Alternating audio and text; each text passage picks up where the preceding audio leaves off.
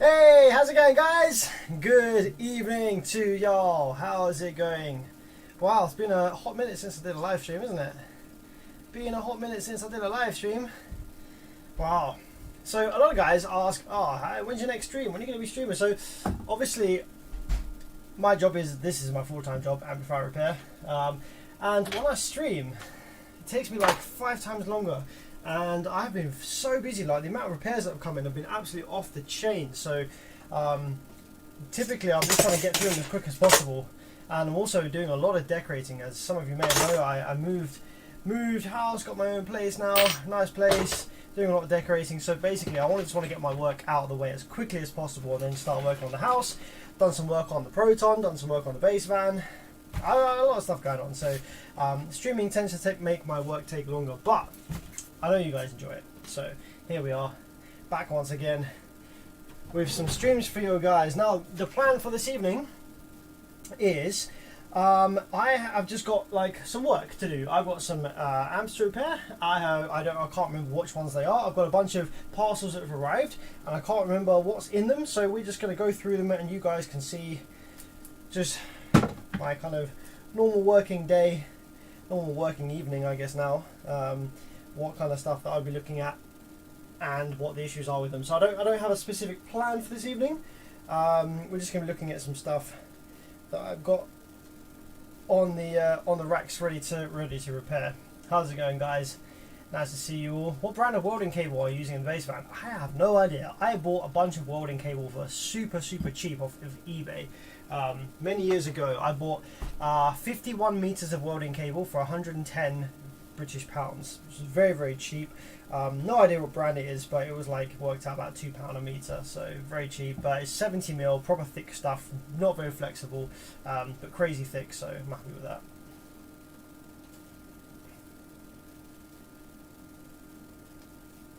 Well, thanks man, FPB drone life for the 10. Wow, Jesus, dropping it straight in there. I haven't even done anything yet, my friend. Thank you very much for that. Massively appreciate it. If you've got any questions, give me a shout. What's your thoughts on the Sundown Slat line? The Sundown Slat amplifiers. Oh well, they're quite easy to use.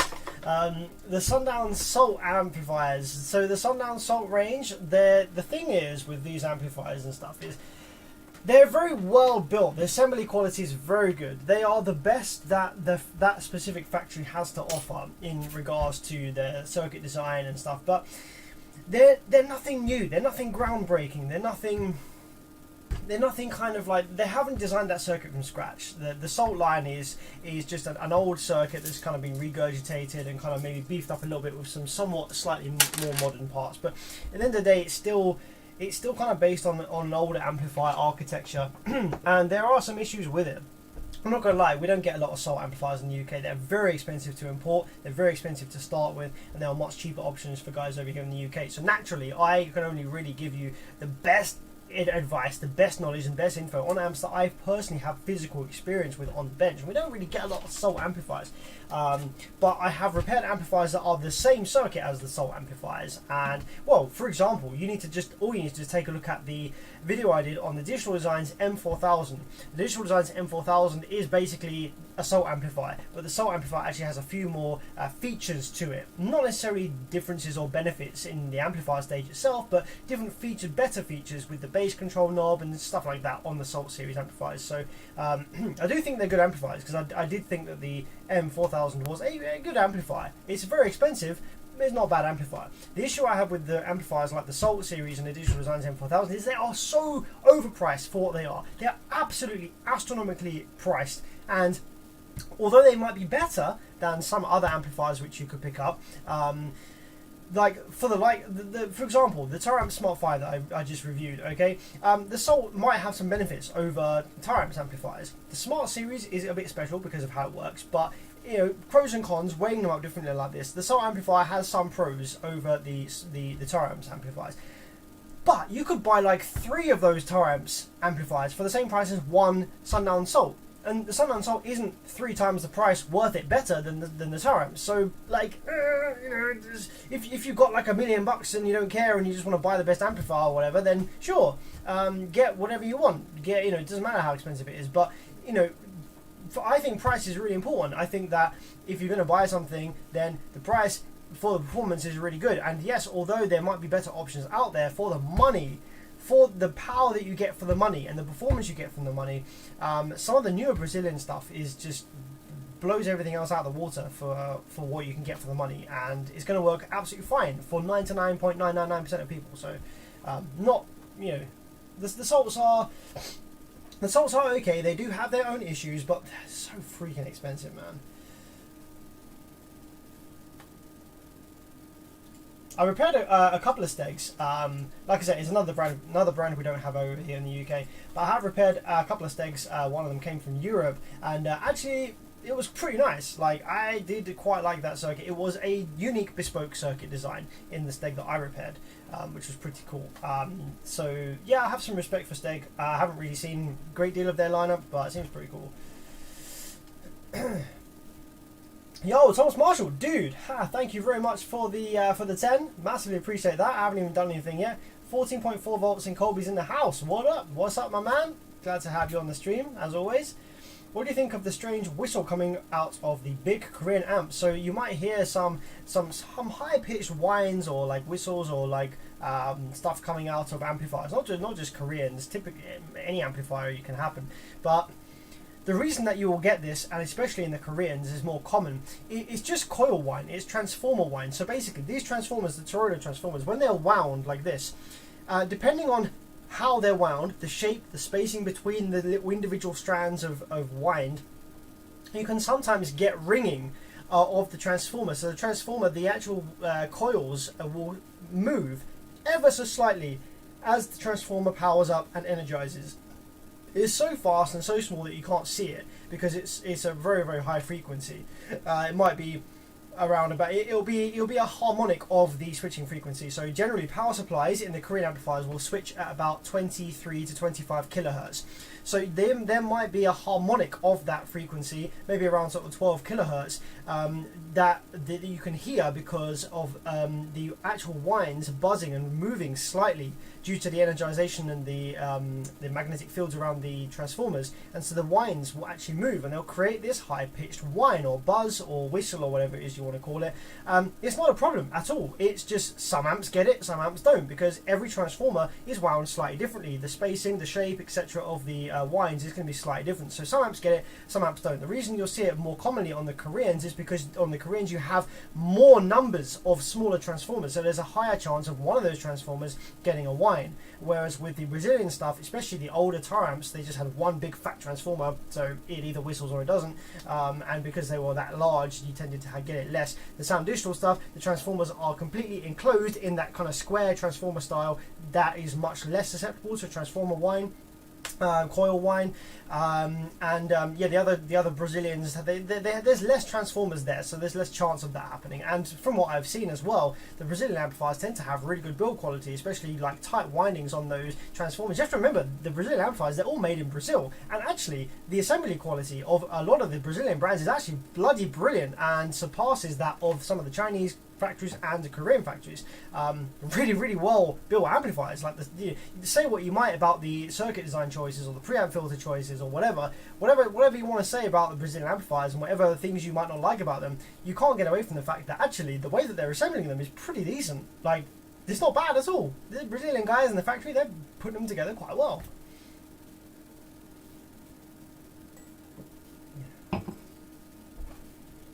Right, alright, let's grab the first amplifier for today then. Alright, I'm just going to take my hat off for a minute. And let's go and grab the first amplifier for today we're going to be looking at. What we got in here then? I've got a couple of boxes. Okay, what's in this one? Like I said at the start of the stream, how was this doing? It's going to come off. Like I said at the start of the stream, I have no idea what's in any of these boxes. I can't remember. These is amplifiers that have been sent to me by customers, and I cannot remember what's in any of these, so it's going to be a surprise. What am I going to be working on first?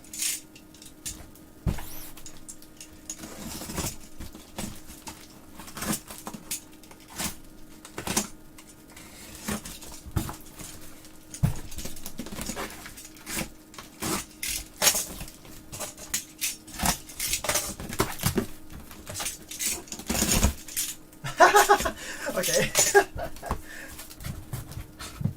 Fragile! That's not an amplifier. Okay, let's try that again. Not that one. Okay, this one's definitely an amplifier.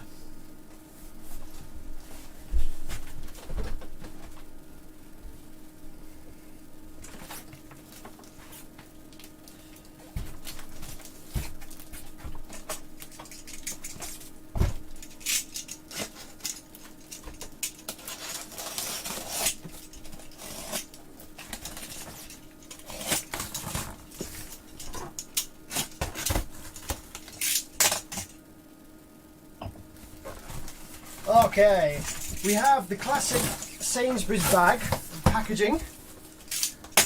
Oh, this is the little bag packaging. This is the premium packaging option. There we go.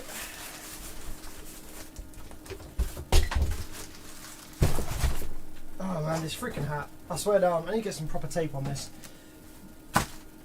This wire keeps coming out this freaking thing. Getting in my way. Right, get in there, stay down, bit more tape. Electrical tape is not the optimal tape for securing down your wires on your hat, I will tell you that. There we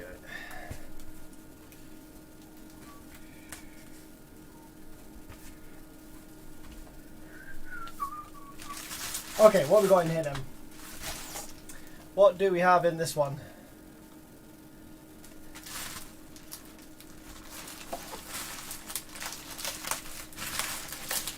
Hulk grip, because I've put my knife down somewhere.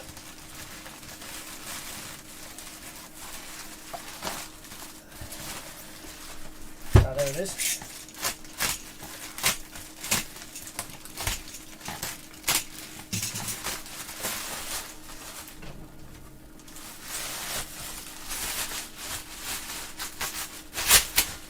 Okay, what's this? This feels Chinese already. The shape of this amplifier makes me think it's going to be a Chinese amplifier with the 640 ends on the output section, 2x2Ts, drivers.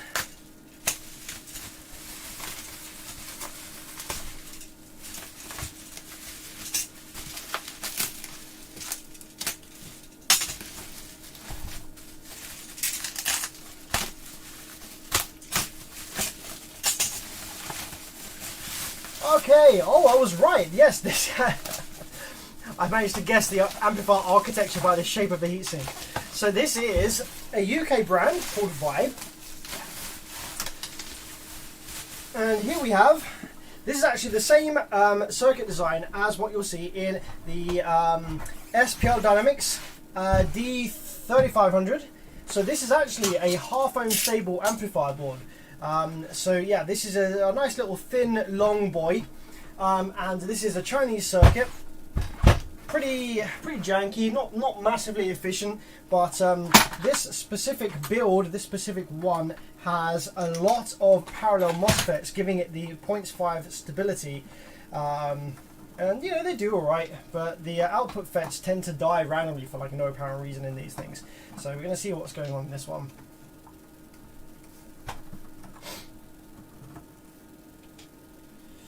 Yeah, I agree. Do you know what? It's a funny story actually. 25 hertz to life. So if I am ever going out to the shops to buy some spray paint or alcohol or anything that requires like you to be old, basically, to not get ID'd. I've noticed that whenever I wear a hat like this, I always get asked for ID, and I never have ID on me because feeling fucking old now, so I never have ID on me, so it was a pain in the ass. So if I'm wearing a hat now, what I do is before I get to the checkout, I take my hat off, and guarantee every single time I do not get ID'd with my hat off. With my hat on, I always get ID'd.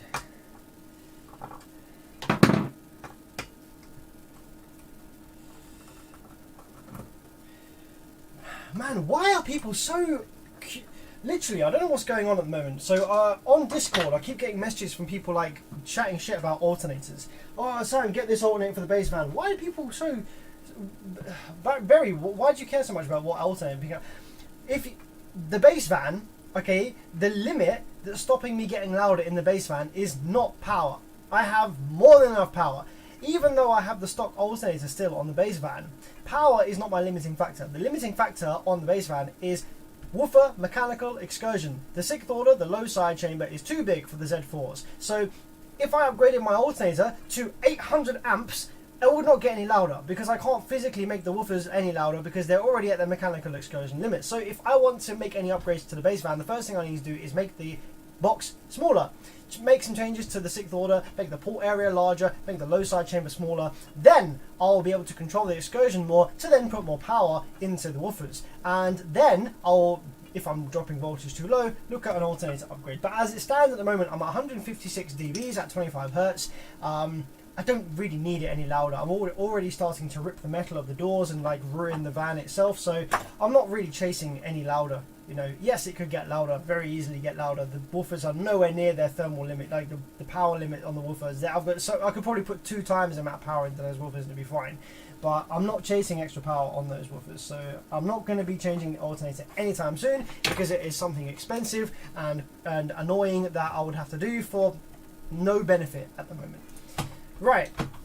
So these amplifiers, like I said, they tend to kill the output FETs. So what we're going to do is take a look at the output FETs and see whether they're dead. In this amplifier, we have output FETs over here, bank of 4 there, another bank of 4 here, another bank of 4 there, another bank of 4 there. So this amplifier is 0.5 stable, which is actually quite surprising. Actually, what the fuck? No, maybe this isn't the 0.5 stable one. Where's all the FETs? There's a vast lack of FETs in here. I'm sure this is the 0.5 stable one. 5 base 1, 7,000 watts. I have to check that out. There's definitely a 0.5 stable version of this circuit floating around. Maybe it is. Actually, maybe it is. We've got 1, 2, 3 banks of FETs. So you can see we've got 3 transformers. Very, very loose winds. This will probably have some coil wind, as I mentioned earlier in the stream about that. Very loose winds. Probably one of these transformers will ring. So we've got 4 FETs per half of the transformer. So we've got 4 FETs that will push, 4 FETs that will pull on 3 transformers. And then the output FETs, we've just got 2 separate banks which will be parallel. This is a half-bridge amplifier. So why do I have this amplifier here? As you can see there, you can see the multimeter screen, which is a new addition. So you can see what the multimeter sees. I'm going to check whether we have any shorts on the output FETs. Don't seem to have anything yet. And I need to be a little bit careful actually, because I think from memory these amplifiers might not have pull down resistors for the rail voltage. So although this amplifier has been probably sitting around with no power for a good few weeks, it might actually still have high voltage in the rail capacitors. So I need to be a little bit careful. So what I'm going to do is just going to hook up my power wires here and just check the voltage on the rails with the scope. Screw that in there. I've been caught out a few times in the past when I was like learning amplifier repair and I was like learning all different circuit designs and stuff. Some of the cheaper Chinese amplifiers, they don't actually have pull down resistors. So you can turn your amplifier off one day, yeah, and then you can come back to it a year later after not using it for a whole year and it'll still have 200 volts potential difference across the rails in there. You can take it apart and you touch something with your screwdriver, big spark, scares the shit out of you. So I learned that the hard way when I was learning amplifier repair years ago. And it's this kind of circuit design that typically doesn't have pull down resistors. So I'm just going to make sure, I'm just going to hook up my power supply so that I have a ground reference to the scope. And just probe around a little bit here, make sure we haven't got any raw voltage present. And that one, and that one there. Yep, okay. Output section, let's have a look what we got. Okay, looks like we don't have any voltage in there, which is good, which means that it either has pull down resistors or it has something shorted which has pulled down the rails. So it don't seem to have any shorted output MOSFETs. So why is this amplifier in here with me this evening? Let's power it up and see what it's doing. So we just connected my power supply, so I can go ahead and power that on. Yep. 12 volts. I'm going to let about 4.5 amps in. That should be enough. And get the old oscilloscope here. Actually, no, I'm going to crank that down a little bit to 10.5 volts to start with. We're going to find the low side first, so just going to pulse the remote to get a little bit of rail voltage built in here. Okay, there we go. Interesting. That's not right. Okay, so what I'm doing here is I have one of the output FETs here, okay, and this is obviously low side. So on pin 1, which is leg 1 of the output MOSFET, we have negative rail, as you can see there on the scope. We have a negative voltage there. Pin 2, therefore, should be 0. However, it's actually not. It's actually also a negative voltage. So all 3 of these legs are a negative voltage, which means that either one of these FETs is dead and therefore leaking, or the drive circuit is faulty and turning on these FETs immediately. So that's what the issue is. That's why this amplifier is here in with me this evening. Oh wow, something's got pretty hot over here. What's going on over there? You can see this glue over here. This is all proper cooked up. Have a look at this. Shift it over a little bit. Oops. So this is the kind of main output drive card. This is the PWM generation card. So that's kind of looks like it's got hot, that glue there, and that is snapped. So this may have been taken out at one point, this driver card. Interesting. Okay. And we definitely have a short there on these 3 legs. What about the high side? What's the high side saying? So yes, the short or the leaking is on the low side, because you can see that we have a negative rail voltage there, and that will be present on the speaker terminals. This amplifier doesn't have a relay, so if we go over to the speaker terminals all the way over here, we'll probably have negative DC voltage. Yep, there you go. So the speaker terminals have negative DC voltage on them as a result of the leaking MOSFETs, which is why it's important for amp designers to put a relay in the amplifier, so that if this does happen, it doesn't risk damaging your sub, because at the moment as it stands, if you try to power this amplifier up with the sub connected, the sub would receive full DC rail voltage and probably damage the coil. Alright, so let's power this off. And let's figure out what's going on then. It's interesting because we don't have any shorted output MOSFETs, like nothing obviously shorted. Usually when the outputs die, there'll be a dead short across them, which there isn't. So we're just going to go ahead and remove these MOSFET clamps here and see if I can tell from the multimeter whether any of the MOSFETs are dead themselves or whether it's a drive circuit fault.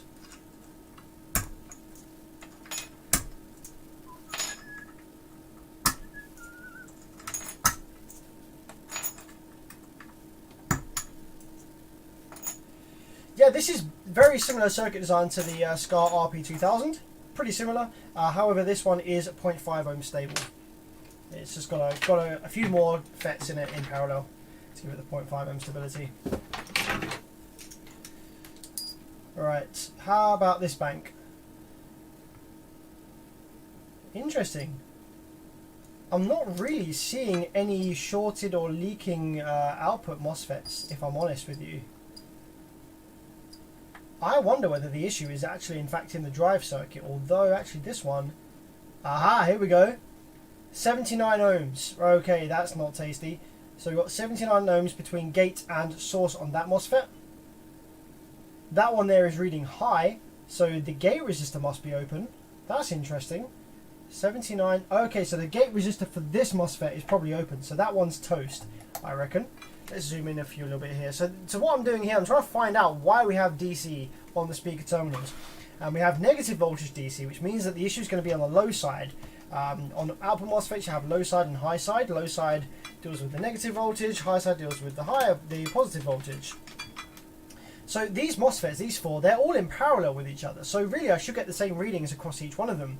On this one here I get pretty high value on the multimeter. However, this one I get 79 ohms, which is way too low. Now the only reason that that would be the case, that they're reading different, is if the gate resistor in line with this MOSFET is open, because therefore that would be preventing me reading the resistance of this one across it as well. So that MOSFET's probably dead. Let's check out this one. This one we have a high value resistance as well.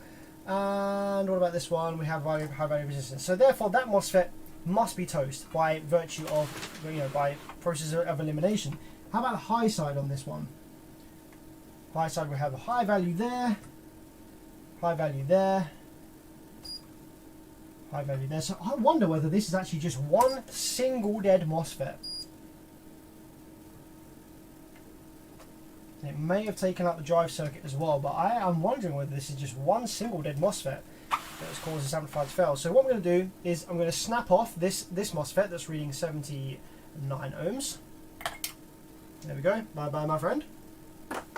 Now that we've removed that MOSFET, the 79 ohms should have disappeared from this this one here. It has, and because the gate resistor is open, we're not reading the resistance of the drive circuit. Okay, so now that that MOSFET is out, I think we could try powering this amplifier up again and seeing what it does. But I'm willing to bet that that now turns on, and the DC has disappeared. I think they just had one single dead MOSFET.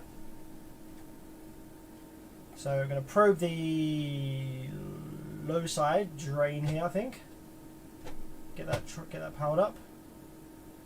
Okay, so now we have, yes, the DC on the speaker terminal has now disappeared.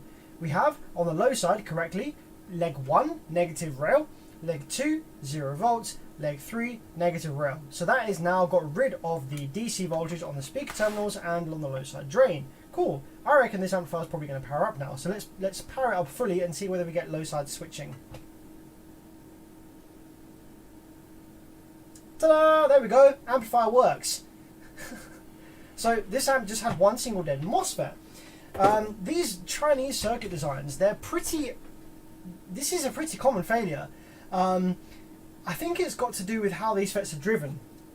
Let's take a look at what the gate drive wave shape looks like. So on these amplifiers, if we give you the scope screen here, right? So this is the negative, this is the low side gate drive. Okay, let's power it up and let's have a look. Oh, see this one, it's not even that bad.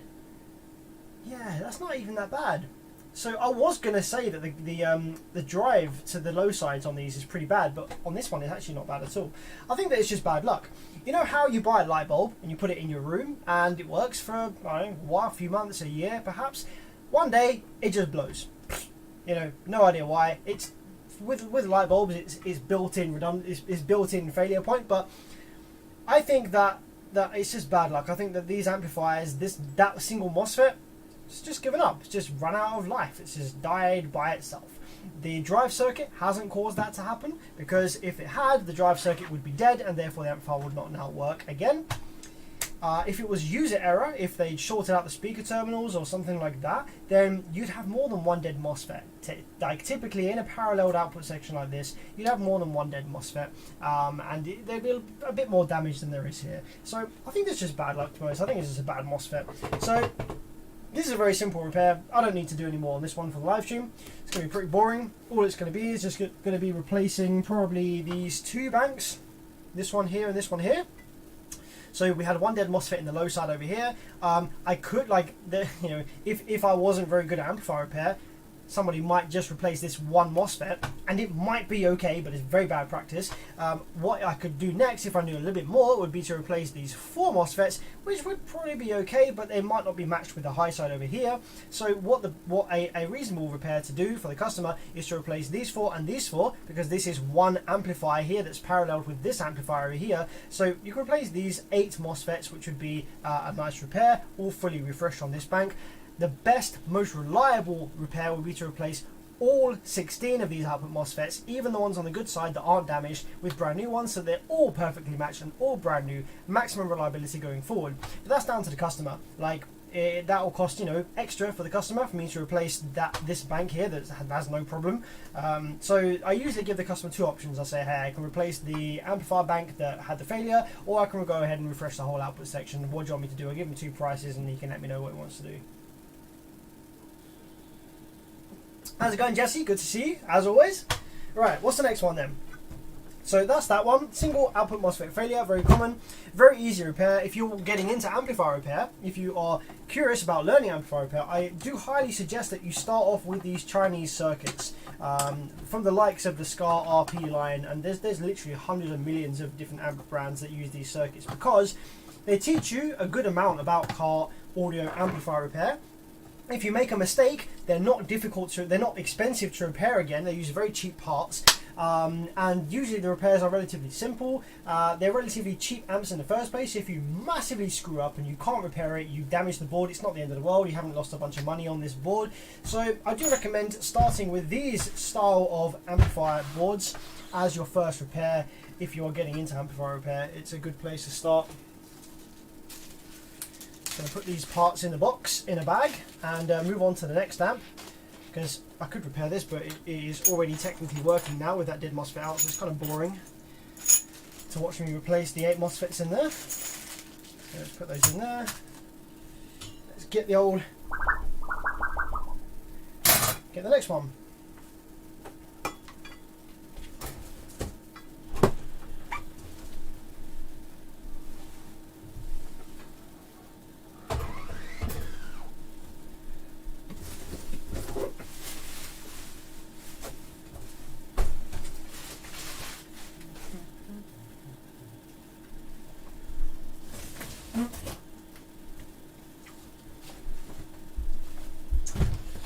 Okay, what have we got in here then? FedEx.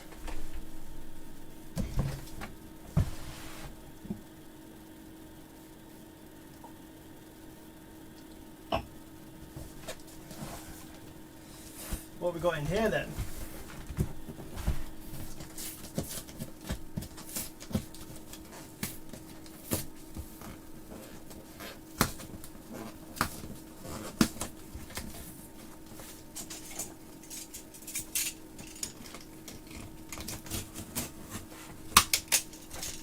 I quite like it when I'm live streaming, when I get an amplifier that is quite complicated to repair, because it's fun. It's good fun, isn't it? To have a complex repair on the stream and see some troubleshooting issues and stuff. But a lot of the time, this is just my daily work and stuff. It's hit and miss whether I get stuff that's complicated or easy. So let's see what's this going to be. Ah, okay. I think this one's come from Europe. Oh no, this one hasn't come from Europe. I know what this is. This is a B2 Audio Rage 1200.4. Okay. This is going to be output section repair, I know it. The output sections in these are not the most reliable. And this is quite a new amplifier, as you can see. Almost brand new there. Oh no, I know what this is. Oh, this is another boring one. Come on, guys, I'm doing a live stream. Give me some decent repairs, right? What, I could do this one on stream. I could show you some soldering techniques, right? This one, there's nothing wrong with the amplifier per se. All it is that there is a damaged switch on the side. So I could show you some soldering technique on this one. Might be pretty interesting without taking the amplifier out of the case. Now, I've just got to find my Allen key that fits in here. That'll do. So yeah, this one has a broken switch on the side. Now, this actually might be a pretty interesting thing to do, because these switches, okay, these are some of the most unreliable switches that I've ever come across ever. They either snap really easily, or if you leave the amplifier for too long, or you've got quite an old amplifier, these contacts on the rails in these switches, they build up oxidization and they prevent the audio signal from passing to the amplifier stage. And you will not believe the amount of amplifiers that I have received in the post claiming to power up but have no sound, for it just to be the switches on the side that are preventing the audio from getting to the output section. And all you need to do is either clean the switches with isopropyl alcohol, 9-10% proof isopropyl alcohol, or if it's that bad, replace the switch entirely. So by showing you how to replace these switches might be quite useful for a lot of people, because it might be something that's quite commonly needed to do.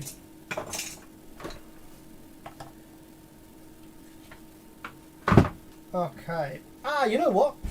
The switch isn't even. It's not even on the main board. The switch is on the it's on a daughter board. So this is going to be even easier to repair. I haven't even got to take the. I didn't even have to take the side panel off actually, but I did.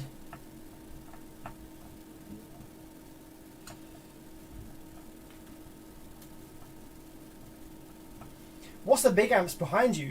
Get low. So I could repair some of the big amps behind me. I've got what have I got behind me? I've got a Vibe Black Death, I think it is, or is it a Reaper? I think it might be a Vibe Reaper. Absolutely monstrous thing. It's like a 12K Korean board, and I have a Ground Zero 10K HC, which is the massive high current Korean board. And I also have an SPL Dynamics D6, which is repaired. That's fine. But yeah, there's two big amps behind me that are dead. And I also have a JBL Crown A6000 GTI from years ago that I still haven't repaired because I got stuck and haven't looked at it in ages. Right, so here we have then the switch that needs replacing. Really, really easy because we can access it from the top, which isn't always the case. I was hoping that I might have to replace, for example, this switch here, which is on the main PCB, which I could do without taking the amplifier out of the case by getting the soldering iron down this gap. So I was going to try and show you some soldering techniques for doing that. But the switch I need to replace is actually this one, which is on top of this daughter board. Really, really easy job. So that's what we're going to do today. So all we need to do is grab some tweezers. And the tweezers will allow us to grab hold of the switch like this. So we're going to go ahead in there, grab hold of the switch. What we're going to do is apply some flux to the pins of this switch here, like so. And then we're going to apply some fresh solder. I'm going to turn my soldering iron on. Haven't actually turned it on yet today so far.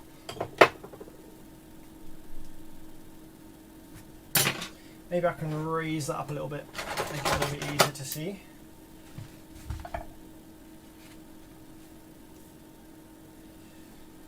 So we're going to grab some fresh solder, and you want to like properly soak it up. You want to make a little pool of solder across there to help the heat flow to all of these pins. So just drop a bunch of fresh solder all along here. Make it like really, really shorted out like this. It's going to look messy, but it's absolutely fine. And then once you've done that, you want to grab your tweezers. And you want to put your tweezers in the switch like this. And you just want to go ahead and run the soldering iron backwards and forwards across all these pins. Now it will take a while for enough heat to soak into all these pins for them all to stay soaked while you pull the switch out. But with enough patience, it's worth it because the switch just comes out in one go.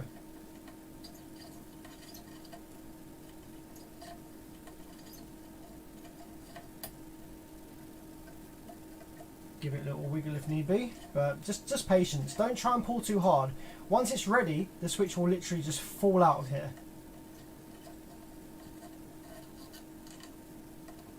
It's coming. It is coming. I can feel it. It's out one side, so I'm just going to move it over now.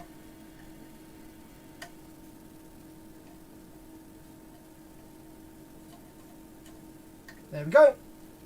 And she's out cleanly. So you've obviously put a bunch of solder in there, so now we just need to clean the holes. Get the old solder sucker out, clean up those holes nicely.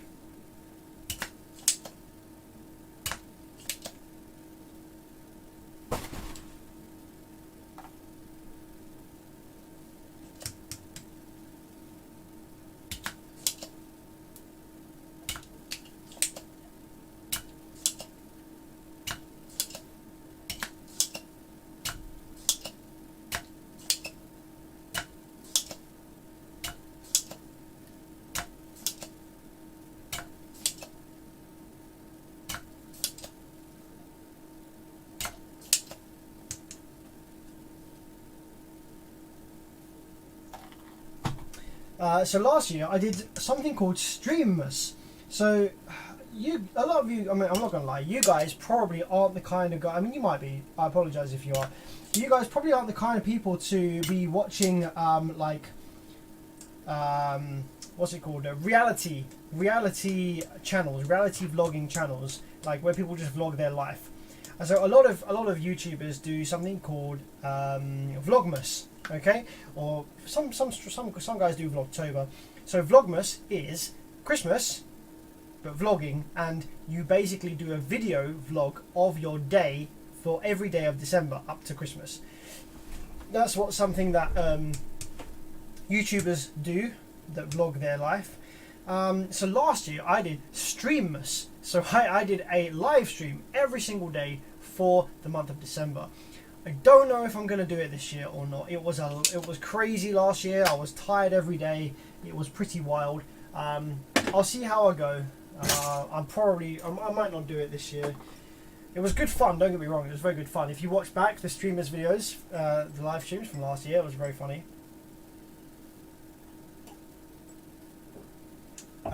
So I'll think about it, but it was a lot of work.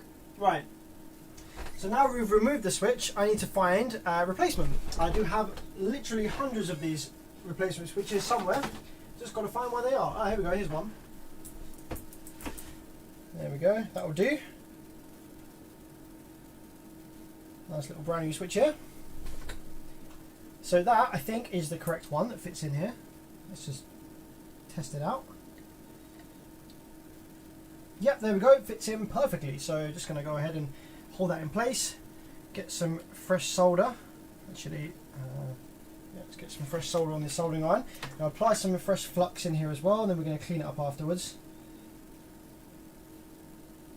Don't really need flux on there because there is flux in my solder. It's flux core solder, but what I'm going to do for this first pin is I'm going to put some flux on the soldering iron.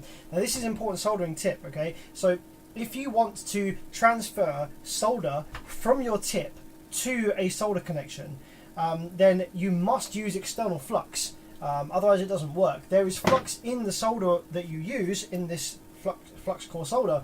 That only takes effect if you are soldering like this together on the point. Whereas if you put your solder on your iron first and then you want to put that solder somewhere else, the flux must be on the thing that you are putting the solder to.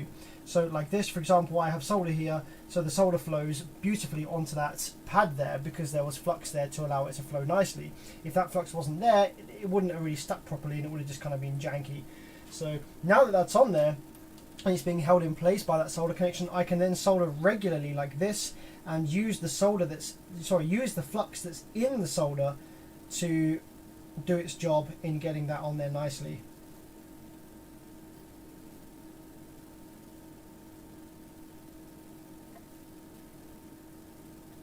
Having excess flux is always nice anyway. It just makes for really clean solder joints. Like, you can never really use too much flux. The smoke will get in your eyes, but in terms of like getting a clean connection, it's pretty good. So, right, so now that we've done that, we're going to clean it up with some 99% isopropyl alcohol and a toothbrush, which is here. Get that all cleaned up so it looks nice. Now this toothbrush is kind of dirty, so it's going to look a bit dirty and grey at first, and then we're going to use a cleaner kind of towel to get rid of the dirt. Get flux out of there. There you go. Because obviously this is a white PCB, it'd be nice if it was like nice and clean.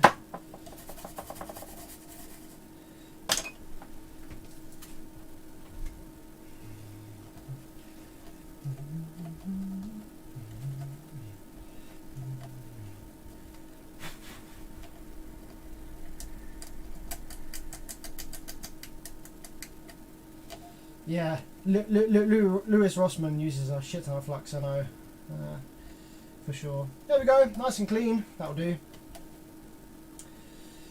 So then we can go ahead and put this back together because the amplifier is absolutely fine. But let's take a look at the circuit design of this anyway, because I'm sure some of you are probably interested. This is the Rage 1200.4, so let's have a look. What are we got in here? So it's a 4-channel amplifier, it's a Class D. We have 4 separate Class D channels, an inductor per channel. We have drive circuit wise, we have 1 driver board for each pair of channels, and we are driving these MOSFETs with, excuse my head while I just look at this, actually, give you that camera, 2092s. Pretty standard stuff, really basic, standard. This is the same circuit design as what you find in like a Pioneer GMD 8604 or something like that. Yeah, same circuit basically is what you'll find in there. Yeah, it's alright, you know, a little bit noisy. If you're running bullet tweeters, this will be hissy on idle while you've got no music playing. Relatively decent build quality though.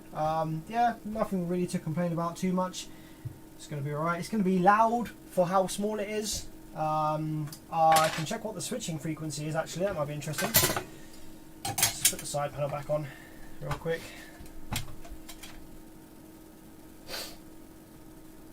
You know what they should do, right? I thought about this after doing my video on the Taramps Smart 5 bass, right? So 4-channel, 2-channel amplifiers are now going full. They're going Class D, you know, for the extra power that offers. Okay, which is great and everything, but the problem is Class D is noisy, has a high noise floor due to the remnants of the switching frequency making its way through to the speaker terminals through the filter network. Okay, now when I did a review of the Smart 5 bass, I mentioned in that video how the fact that the amplifier is full bridge actually negates the noise, the filtration noise, because it's full bridge. So on both speaker terminals you have the exact same amount of noise coming through the filters because they're very well matched. So therefore, although it's Class D, you get a near dead silent idle operation. You get very little noise floor on the speaker, even with the tweeter connected, because it's full bridge. Whereas with a half bridge, you have the filtration noise on one terminal, and on the other terminal we have ground, so the speaker sees a potential difference. Whereas with a full bridge, you don't get that. So my idea is make full bridge multi-channels. The only problem with that is you won't be able to bridge the channels. So say you had a 4-channel amplifier that was full bridge, each channel was full bridge, it would be a bit annoying because you'd have to have, if you had a 4-channel amplifier that was full bridge, you'd have to have 8 output inductors. You'd have to have, you'd have to have 8 output inductors, you'd have to have like a shit ton of drive circuitry, you'd have to have loads more FETs and stuff. But you would get the power density of Class D without the noise floor of a Class D full range. Got my mind thinking a little bit there. Because that is one of the only things. That is one of the things I don't like. You can say what you want about Class D full range. There are many issues with it, and depending on how the circuit has been designed, there are many like nasty things about how Class D works with full range.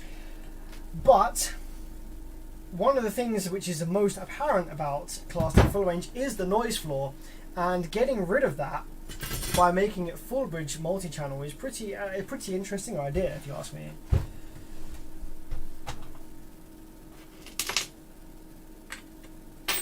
Right, let's just quickly see what the switching frequency of this is then, while we test the switch that I just fitted.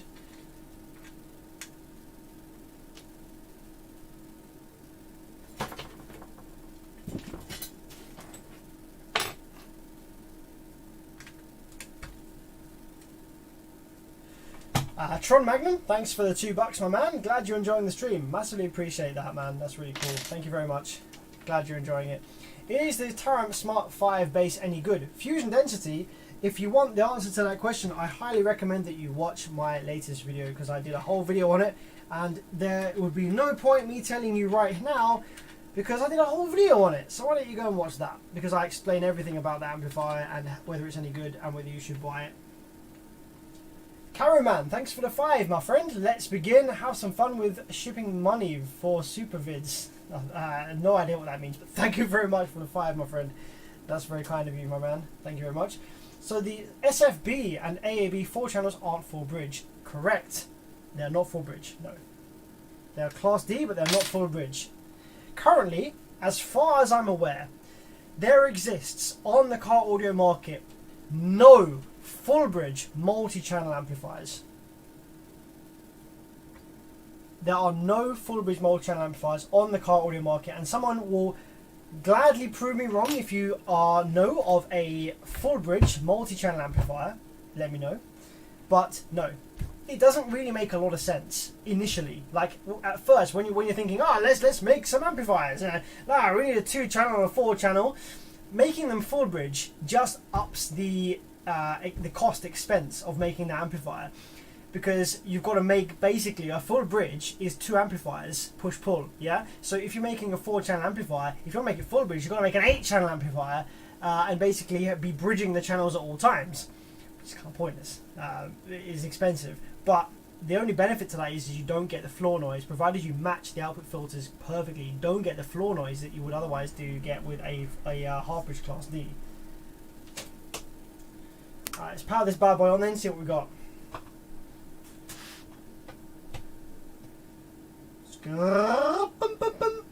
Are we powered on? We have a blue light. Okay, great. 1.6 amps, nice low idle current. Let's take a look at the switching frequency here. Oh, nice and high by the looks of it, although perhaps not. Let's see that again. We have, although I need to be careful with my oscilloscope probe here, we have 400 kilohertz, not too bad. That is higher than some. That is higher than some.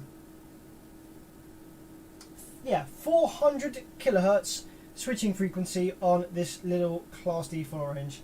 Yeah, not bad at all. Pretty high. Like, there are much lower switching frequencies in a full range Class D, so that's alright, not too bad. Let's see, is it noisy though? Is it noisy on the speaker terminals? Do you get the here? So here I've got some janky old speaker.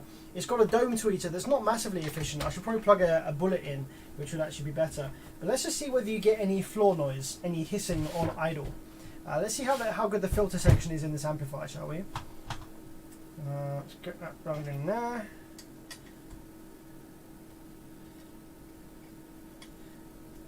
You know what will be fun as well is that if we do get floor noise, if I then bridge the channels, you'll notice the floor noise will probably have disappeared.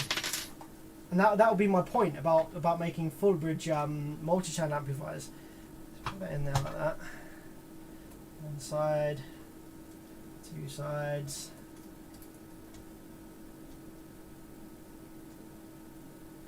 Jack the Ripper says yes, so technically if you run a 4-channel in 2-channel bridge mode, you shouldn't get any noise floor. Yes, that's the idea anyway. That's what I'm thinking. We're going to test that through now. So here we have a small piece of shit speaker, quite sensitive because obviously got a tweeter connected. So let's just see whether we get much floor noise with this. I'm going to turn the voltage up a little bit to, let's go right up to 14 volts so we get maximum rail voltage. I'm going to bring the microphone right down to the speaker. Okay, so apologies for any noise while I bring the microphone down here. Might be a little bit noisy, a little bit weird noises. I'm going to bring the RTA mic right down here to the speaker so we can hopefully hear it. Okay, so it will come out of one of your ears if you've got headphones on because these are stereo mics. Let's power up. Let's see what we got.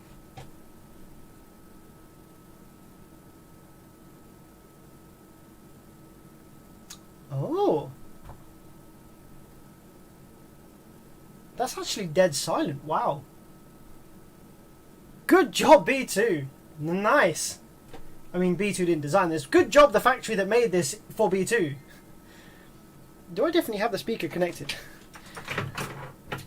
That is dead silent. Not a single peep from that.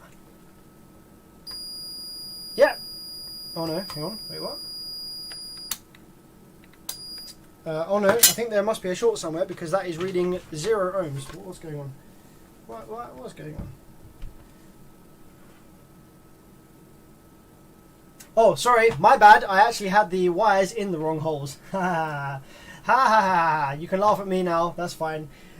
This amplifier doesn't work like that. This amplifier has the channels laid out differently. That'll be why there was no noise. Because I had both of those wires connected to ground. Right, okay, let's do it properly now. Let's go for channel 1.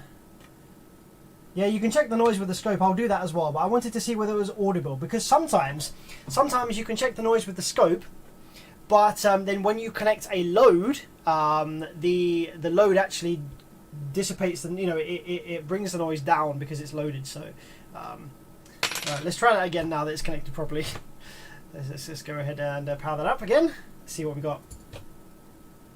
We should get a little pop on activation. Okay, there we go. It's not bad. It is definitely there. I don't know how well the mic is going to pick this up.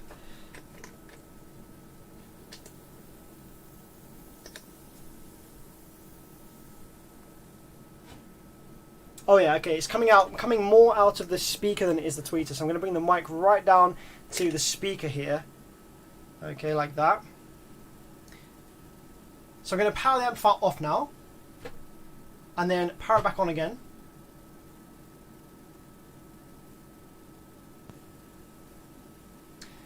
I have no idea if you can hear that, but there is a very, very faint amount of noise.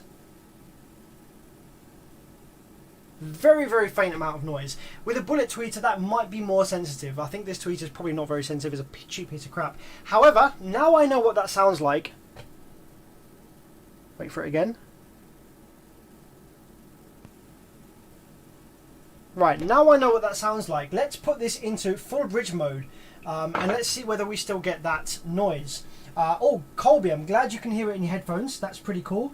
Thanks for confirming. So now we have that. Let's put it into bridge mode. And let's see whether the noise is still there. So I'm going to connect the wires now to the bridge terminals. That one and that one. Let's see if the noise is still there. I should probably find a bullet. I don't know if I have any spare bullets. It'd be brilliant to hook up a bullet so that you guys could hear this a lot easier. Okay, now let's power it up again and see if the noise is still present.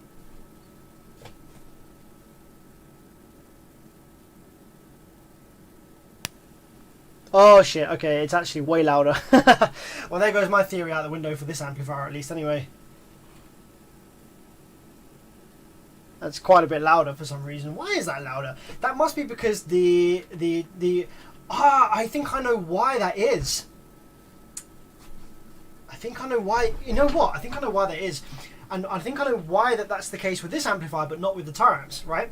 So the Tyramps is a mono amplifier. If you look at the schematic or the circuit diagram for any of the Class D monos, okay, they actually have one single mono PWM generation circuit. Okay, so there's one single circuit that takes the Class D, that takes the analog audio and converts it into pulses. Then there are two separate drivers for the MOSFETs. However, those drivers are being fed with exactly the same PWM signal, because it's basically like a single one mono PWM signal that's then fed through, I think, like an inverter or something for one side to be the other way around. So basically, it's the same. Both of those drive circuits in the mono amplifiers are ran on the same switching frequency down, like, because they're fed by the same input clock cycle basically. However, in this amplifier, because it's a 4-channel, each channel I think has its own separate analog to PWM conversion and kind of switching frequency. So therefore, I think that's why we get a lot of noise, because in this case with this 4-channel here, each channel is running independently like its own amplifier, so the frequencies, the switching frequencies between channels will be very, very, very, very, very slightly different. The way that we can confirm this, because we can prove whether that is true or not, is by taking our oscilloscope and probing both channel 1 and channel 2 at the same time. Because the way that the scope works, the way that the oscilloscope works, okay, is it will listen. So if I press this button here, this is a trigger source button, right? So this button here, this is me telling the scope where do I want it to take its trigger from. So when you use the oscilloscope and you probe a frequency, it will lock that frequency on the screen as a square wave rather than it moving around. Watch this. So if I power the amplifier up again, right, and probe the output section here. Okay, so look, the wave stays there perfectly on the screen. However, if I unlock it so that it's not triggering on channel 1, you can see that it just becomes a big mess because it's not triggering to the wave. Whereas it's now triggering to the wave, it's got a set frequency there, it knows what to display. So on the Tyramps mono amplifiers, okay, when you are probing both halves of the amplifier, you get to see both waves on channel 1 and channel 2 of the oscilloscope because they're the exact same frequency. However, with multi-channel amplifiers, let me give you the side logic. With multi-channel amplifiers, because the frequencies are ever so slightly different between channel, you get one that looks clean and one that looks like a mess because the frequencies are slightly different. So if the oscilloscope ends up looking like a mess here, we know that the switching frequencies are ever so slightly different, which means that's why we get a bunch of noise when we bridge it. So let's have a look. Let's try. I'm going to turn the voltage down from 14. We don't need that high. Let's go that back down to 10 again. So let's try it now then. So with channel 1 hooked up, we should get the square wave. Like that. And if I probe channel 2 now, oh, channel 2, no, it is identical. Wow, good job. Nice. So if that wasn't an identical frequency, the scope would be like messing around right now because it wouldn't be triggered to the same frequency. How about the other side?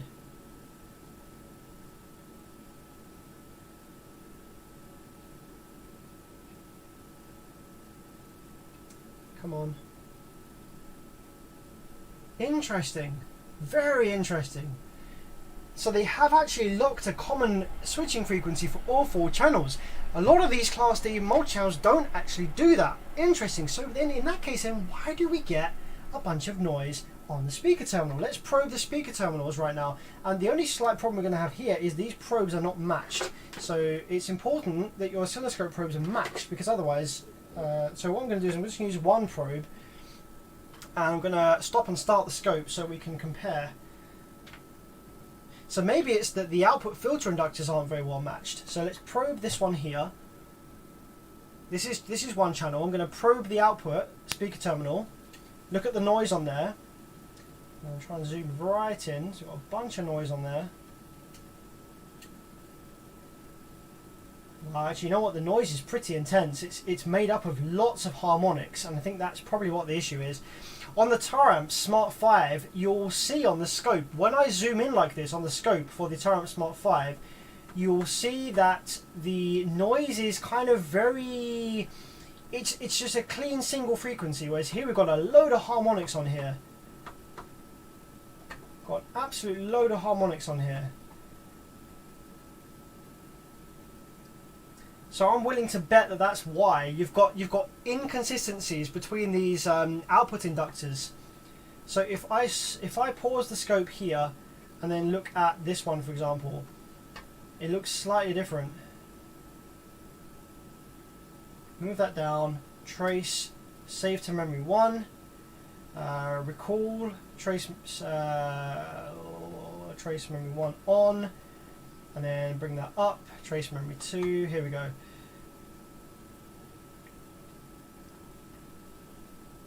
Yeah, so you can see there clearly there are quite vast differences between the noise on one of the channels and noise on the other of the channels. Like there's differences in these two. Whereas if you go and watch my Smart 5 bass review, you'll notice that the noise on both halves of the amplifier are identical. So therefore, in order to get rid of the noise floor on this B2 4-channel amplifier, they need to make sure that the filter stages are identical in their characteristics and improve the filter network to get rid of this kind of harmonics here on the noise on the output section on the terminals. That's what's causing the excessive noise there. Interesting stuff. Interesting stuff.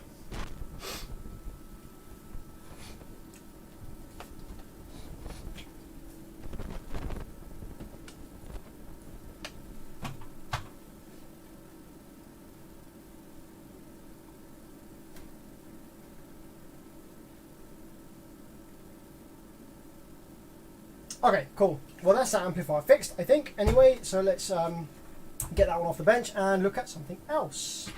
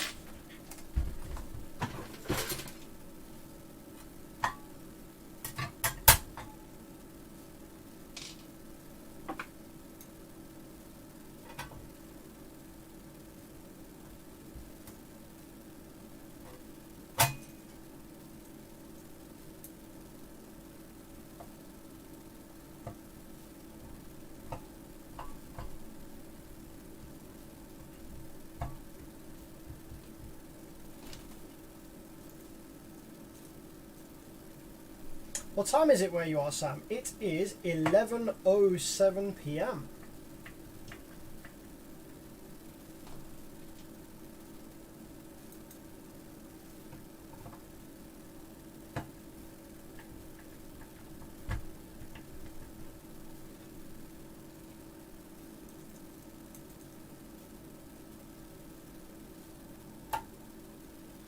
Sup, my man?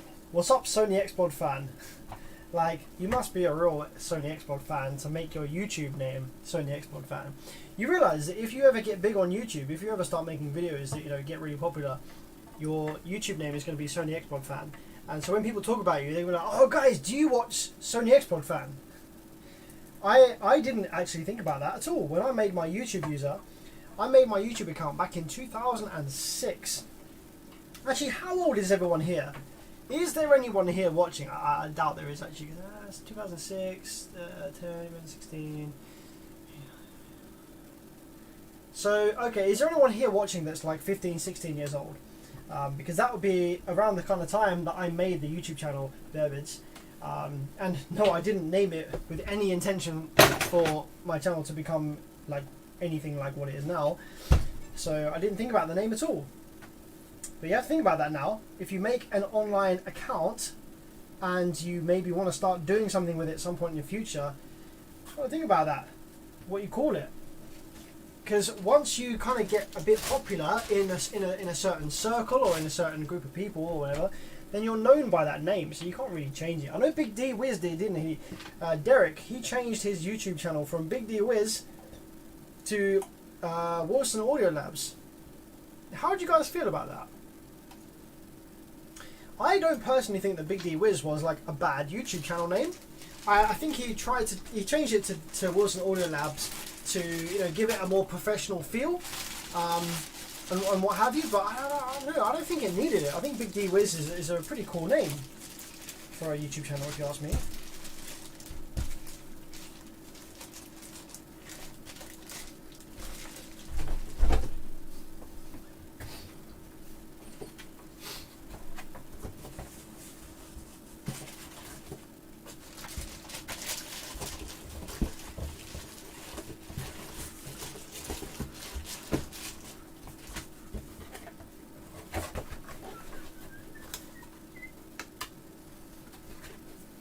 Okay, so that's that one out of the way. Let's see what else we got in here then, shall we? I think we've got there's a band of 15k floating around somewhere. Who wants me to look at Band of Viking 15k? We have Band of Viking 15k. What's in that one? Can't remember what's in that one. There might be a Sundown 3.5k somewhere in here. What else is there?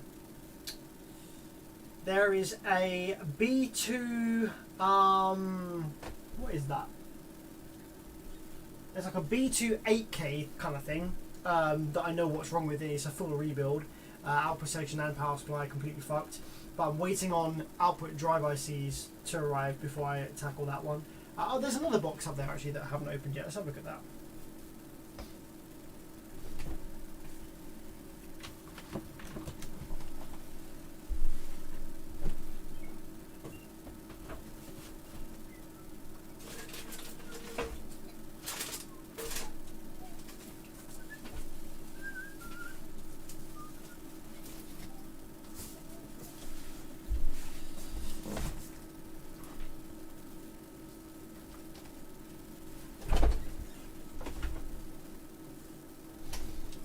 Okay.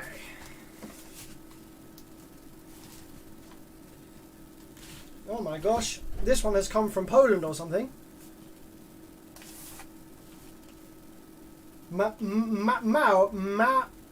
Maesius Petkariskokas. Man, I don't know how to say any of these words. Me kaogoistas pinirist. Oh fucking hell, man! I have no idea where this one's come from, but it sounds interesting. Let's get this cracked open and have a look, see what this is. I think this might be. I think this might be an SPL Dynamics, if I remember rightly. Something along those lines.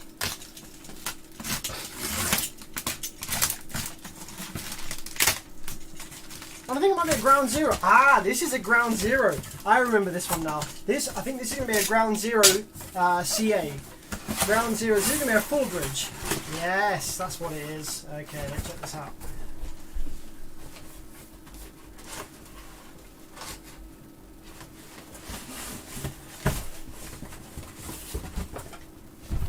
Okay.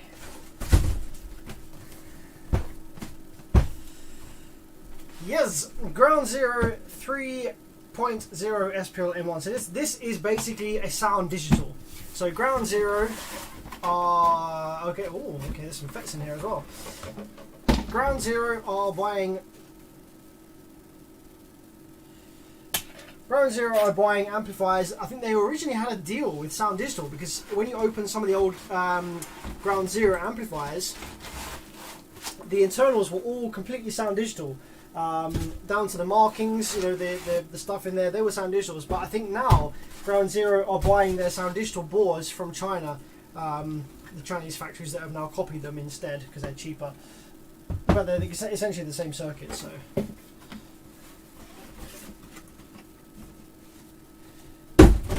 So yeah, people do send me stuff from the EU very rarely. I do say to them that there's going to be like tax and duties and stuff on top. But this guy was adamant that he wanted to send this amplifier to me, so I was like, yeah, sure, if you want to risk the import duty tax and fees and stuff, then you can do.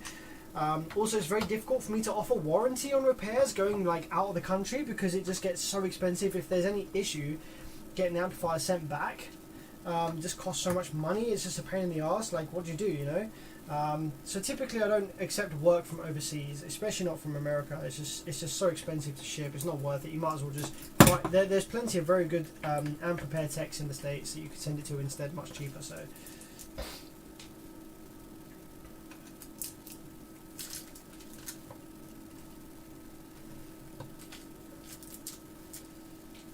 Okay.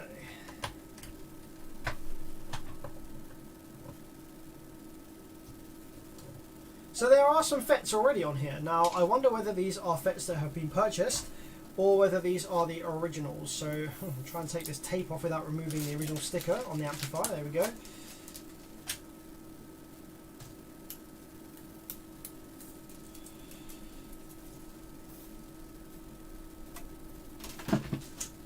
Okay, these look like new FETs from Ground Zero, perhaps. IRF 428. Okay, these are, from memory, these are the power supply or output FETs. On the Brazilian amplifiers, they actually have such an influence that there are some MOSFET numbers which are specifically only used in these Brazilian amplifiers. That you can't find data sheets for them anywhere. And what is this? RF. There's one that's just used in the power supply, and you can essentially use 1404s or 3077s or the CSD FETs in place. These ones here, this one says IRF 428, and I've got a feeling these might be the output ones, but I can't remember exactly. They got H3 marked on them. So let's put those to one side for a moment. And let's have a look at what we've got going on in here. So this amplifier has been worked on previously. We have a repair attempt on this one, so we're going to see what we need to do to get this amp back up and running. So because this is going to need probably a fair bit of work by the looks of it, I'm just going to go ahead and take it straight out the heatsink. Get that right out of there. Now, I've repaired quite a number of these amps before, and these circuit designs, when they go down, these Ground Zeros, they go down catastrophically. I think there's probably going to be some quite heavy damage to the drive circuit and to the auxiliary voltage generation circuit. So we shall see what we've got, but I'm just going to start by pulling the whole thing apart because I want to look at the traces on the bottom of the board as well.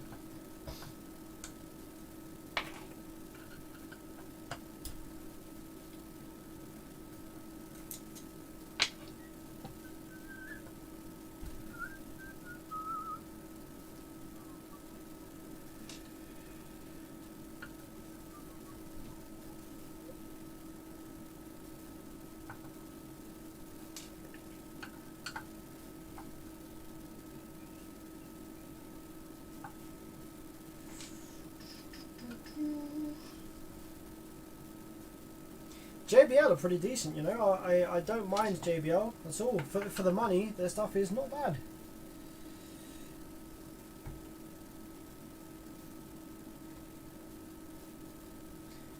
There are some interesting FETs used in the power supply here. IRFB 7434, but the markings are a little bit unusual.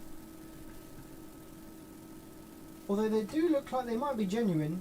Actually, I think these are the originals, aren't they? Yeah, these are the originals used in this amplifier. Okay, interesting. So they're not remarking the originals.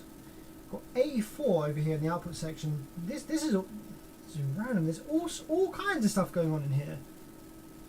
All kinds of effects going on in here. Look in the output section over here.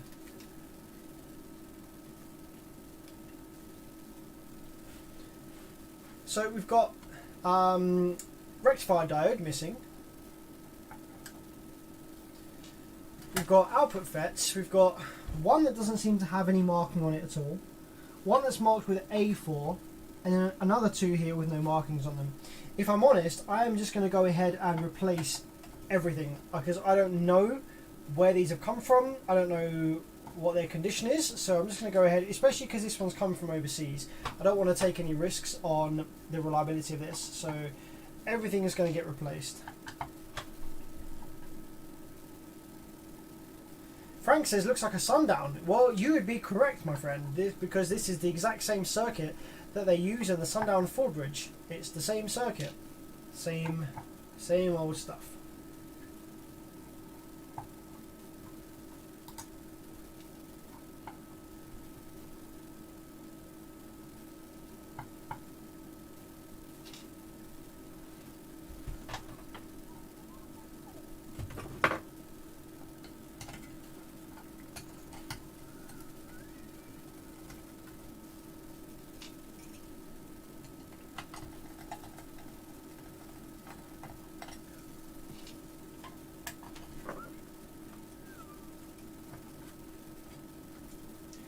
So can you buy this amp and brag you got a Sundown? I don't think having an SFB is a bragging right. People hate the SFB, man. People like Sundown, but they say, oh, the SFB's a shit. So if you tell them that you've got a Sundown, but don't tell them what Sundown you've got, then maybe.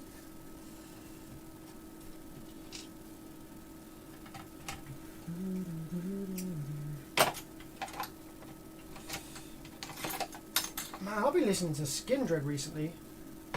Really been enjoying their stuff lately. Must be the time of year.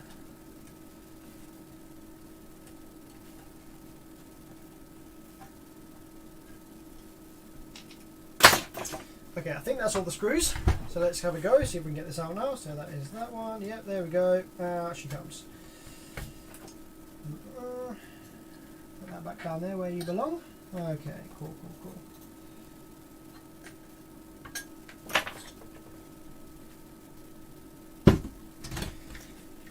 Okay then, so I think the first thing that we should probably do is remove the power supply MOSFETs and get those bad boys replaced, because I think those are likely to be the originals.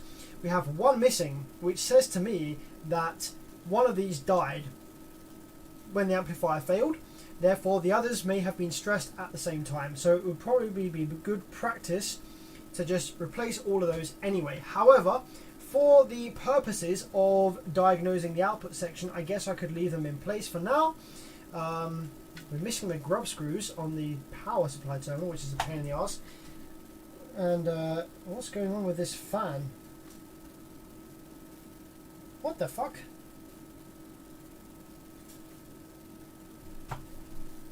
Look at this. There's a patch lead here that goes from the remote terminal through the board to, I don't know, this resistor here? Why? Was the remote trace buggered? What the fuck has gone on here? Okay, lovely stuff. I guess we'll just see if it even powers up then.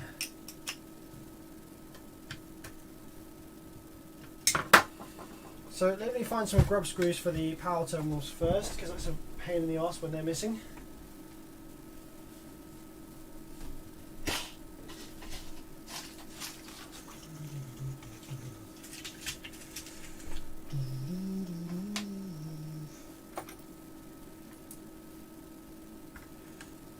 That's too big. How about one of these bad boys, maybe? That's too small. These are going to be like in the middle size ones, aren't they? I just know it. I'm not going to have any grub screws for this, am I? Nope. Nope, okay, no grub screws for you then. They're a weird Brazilian size. Why is there a square hole in the board? What? I don't see it. I don't see the square hole in the board, sorry.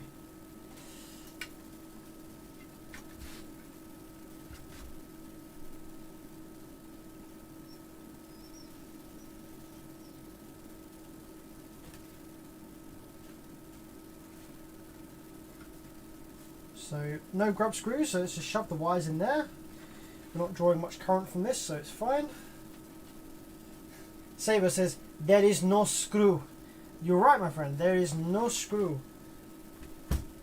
Kimmy, you will not have the screw.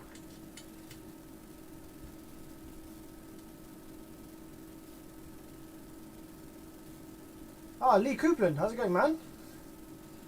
Why is there a screw? I'm not sure what you mean, man. There's a hole for the fan, but that's about it. Anyway.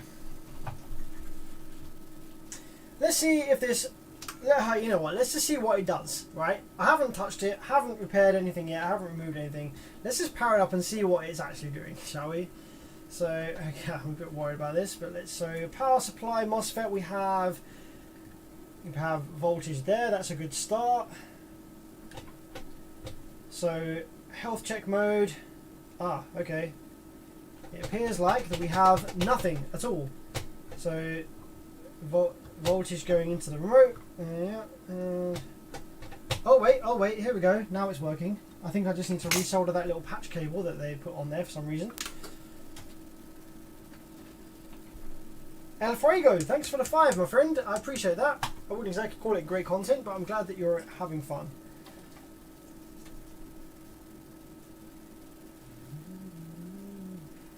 Saber says, why not take the screws out from the other one and use them? What other ones? Other what?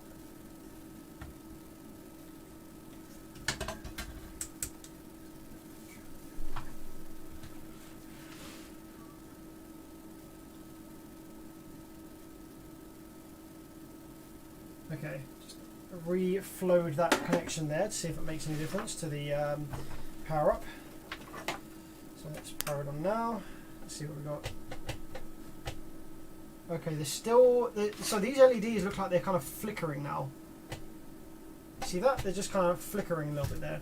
Whereas if I probe this... 9 volts there. They were constantly on a minute ago.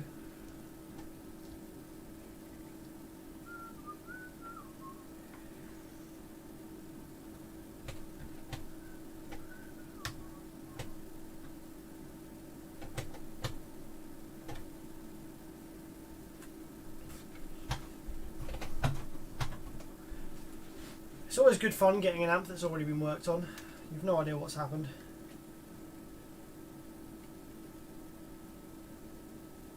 The clicking is my foot pedal underneath the desk.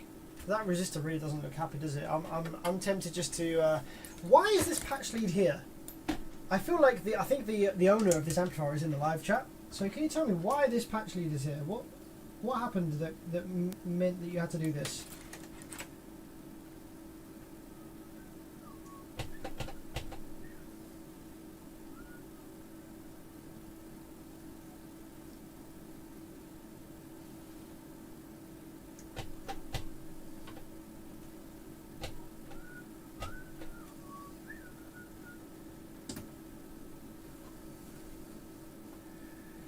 The speaker connections, I think they're a different size, my friend. Yep, the speaker terminals are a different size to the power terminals, so you can't use those.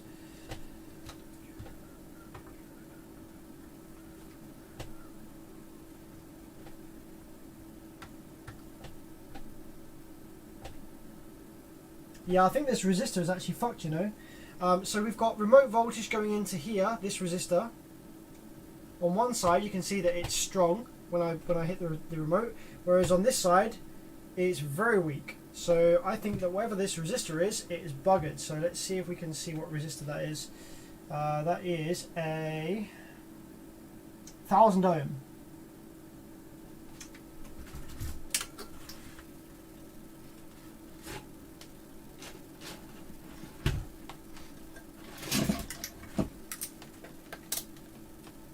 So is that actually reading 1000 ohm or not? Yep, that is reading 1000 ohm. Okay, so maybe it's not the resistor that's buggered, maybe it's something else around it.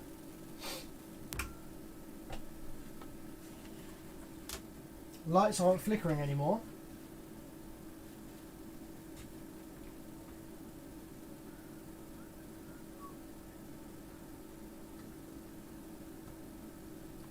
I'm tempted to see what happens if I just bridge that resistor over actually.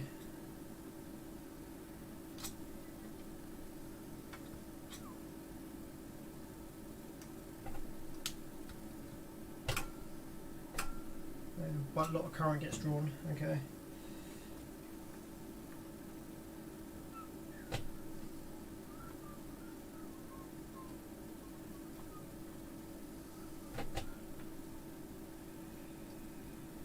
What the fuck has happened here?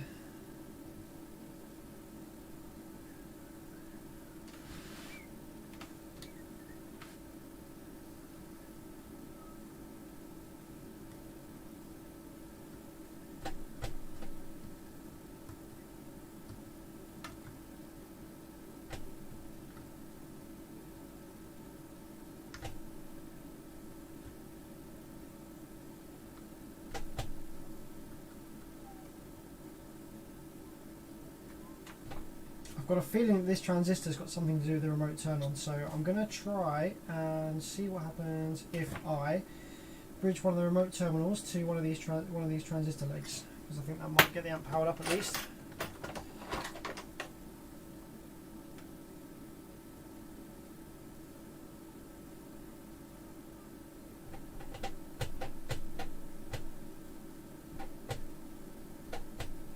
Okay, there we go. That gives us something.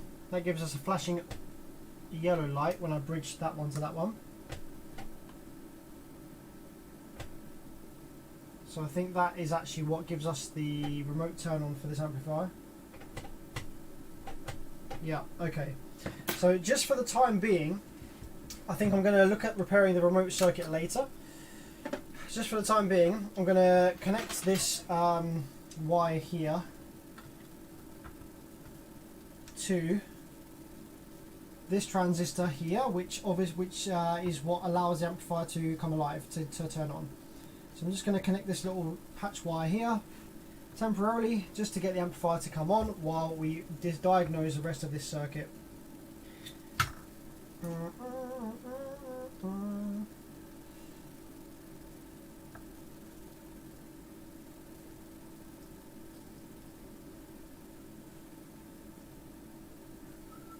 There we go.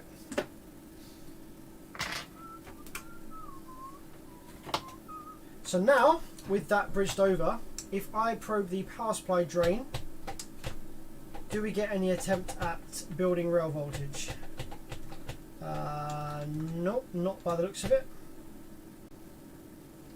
Holy shit, actually there's... what the fuck? On the output MOSFET we have the LED flash. Oh Jesus. Okay, this is going to be a pain in the ass, isn't it? I think there's going to be a broken ground trace here somewhere. Oh my god. That's bad news. Right, look at the LED flash. Okay, I'm probing the output MOSFET.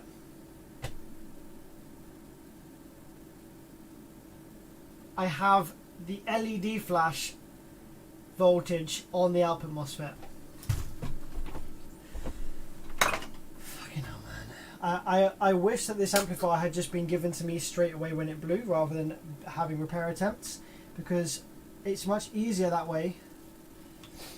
I don't have to go through trying to figure out what was done when it was attempted to be repaired. Like, this patch lead here, what even is this? I would never have done this. This doesn't need to be there. Right, I'm gonna get rid of this patch lead. I don't think this is doing us any favors. I'm gonna treat this like a repair, as if I just got it like this without this patch lead here. We're gonna diagnose the remote turn on circuit separately.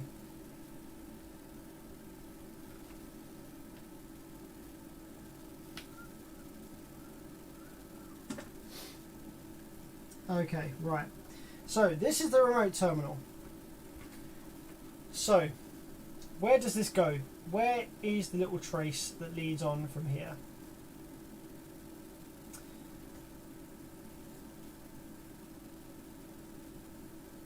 It's very difficult to see due to how this amp is.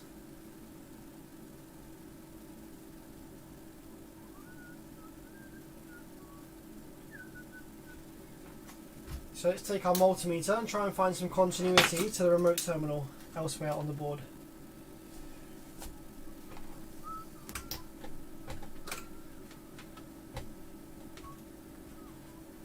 So without that patch lead in there, we get no lights whatsoever on the amplifier. So let's just check to see what we've got over at the PIC, over at the PIC. Nothing at all, no voltage over by the PIC. No voltage over on the output section, a little bit, about 3 volts over there. Got 12 volts on there, which is normal because that's the rectifier, that's fine. So let's take our multimeter and try and find continuity to the remote terminal.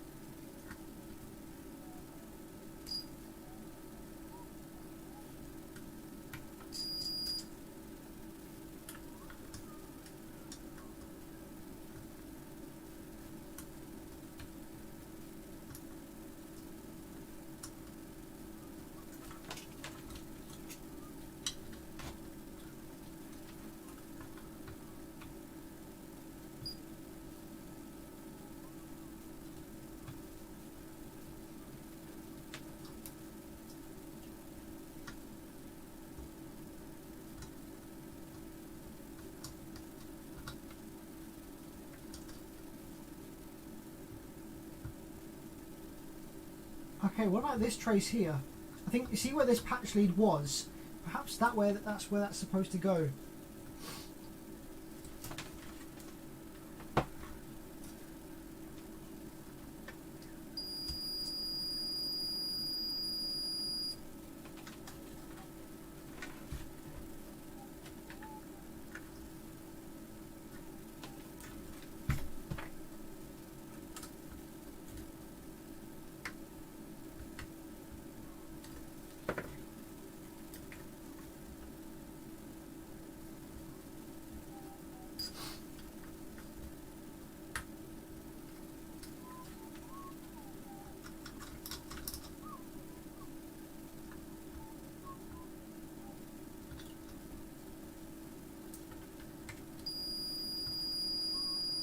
That's definitely that trace there.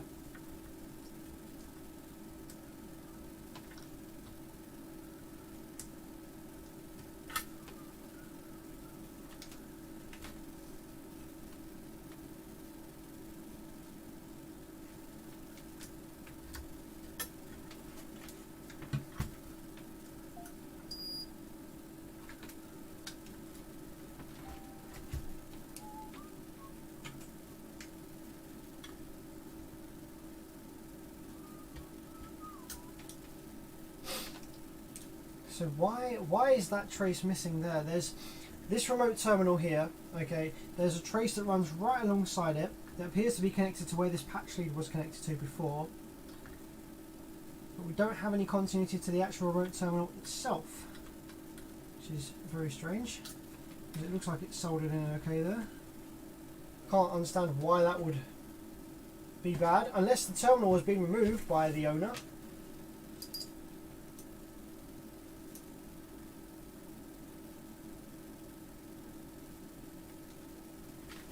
That's not a bad idea.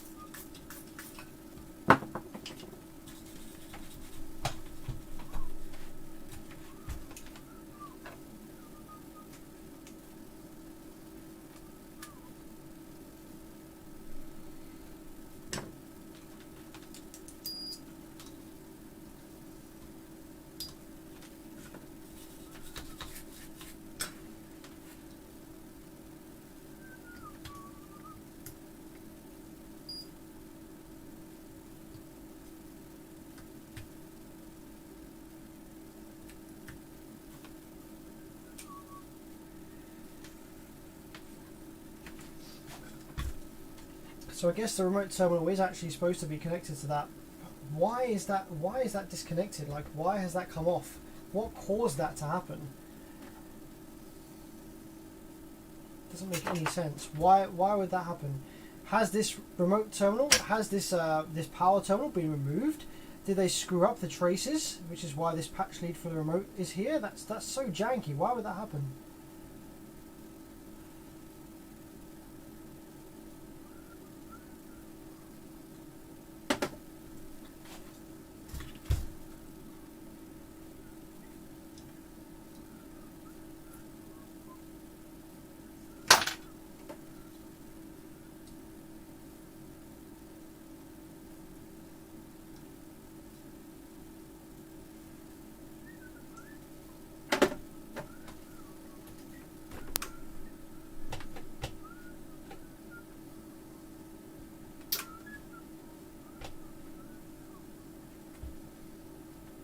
Doesn't help, doesn't want to come on. So okay, let's see what, now that we've connected that back up, what's the pick doing? Do we have any voltages by the pick? So the amplifier doesn't really want to come on. It's not really doing anything at all. We have 11 volts over here. I think this is the transistor that should usually turn on the amplifier.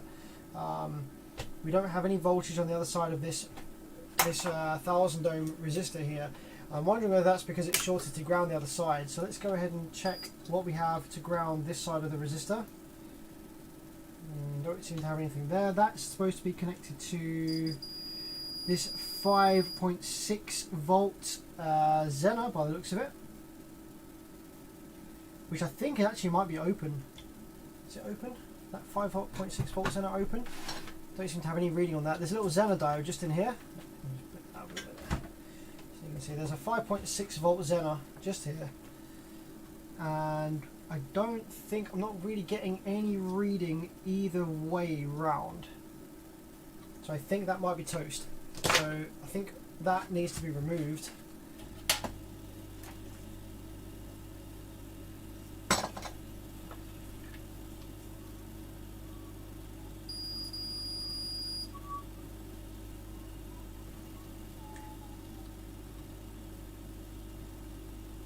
Oh wait, I've got a reading now, but I don't think that's right. So I think that Zener diode must be toast. So I'm going to go ahead and remove that and put it on the transistor tester just to make sure.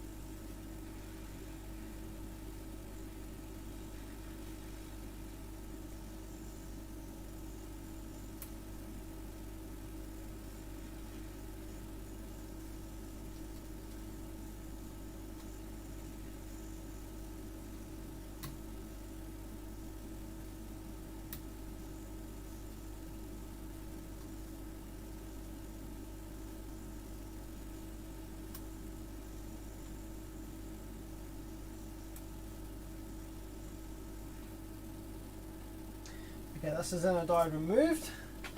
So let's slap it on the transistor tester and see what it's saying.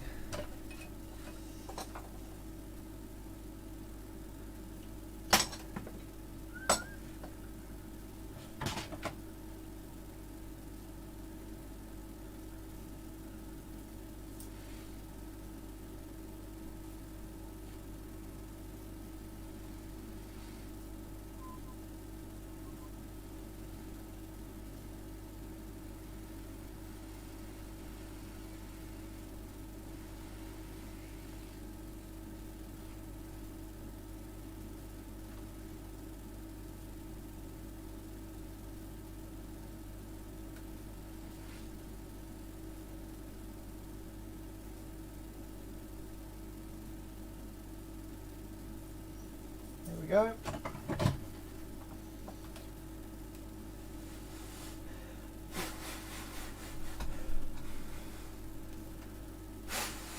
Is it lead-free solder? No. On the board? On the board, maybe.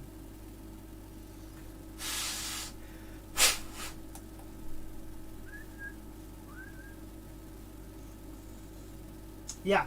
So this is currently reading as no, unknown, or damaged part. So that's not working. So that diode is fucked. So that might be what's causing us to have no remote turn on. So I need to find me a spare 5.6 volt Xenon diode. I've got a feeling I might have some spare. I don't remember if I do. 5.6 volts. Let's have a look. What have we got in here? Not those. 18 volts. Here we go. Yeah, 5.6 volts. Perfect.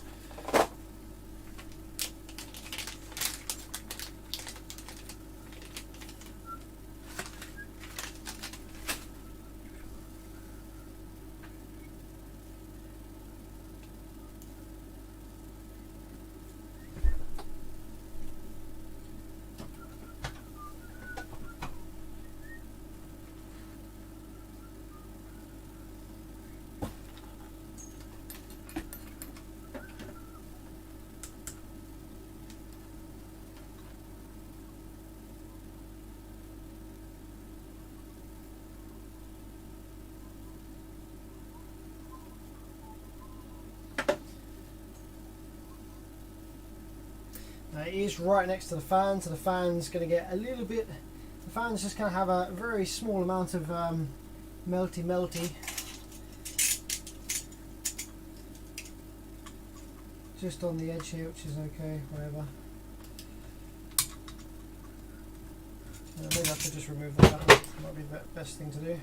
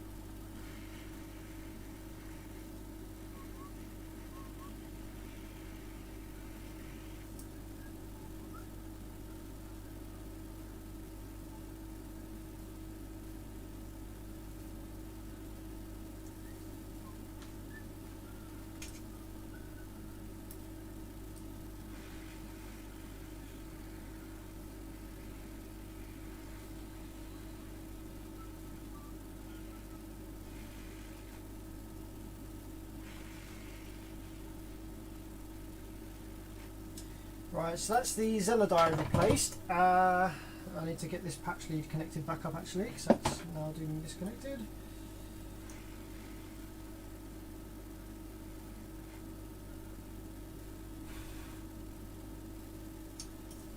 Patch lead is a pain in the arse.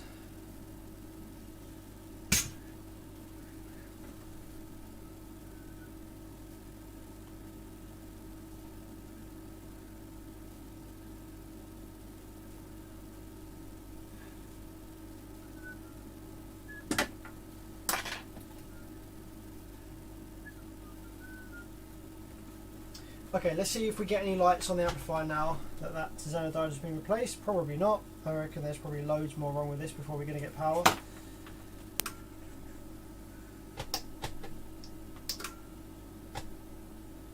Okay, so still nothing just yet. So on here we have the remote voltage. On the other side of this resistor we have nothing. So it's pulling down the full voltage of that. And why is that? 1000 ohms, so that must mean on the other side of that we must have some kind of resistance to ground.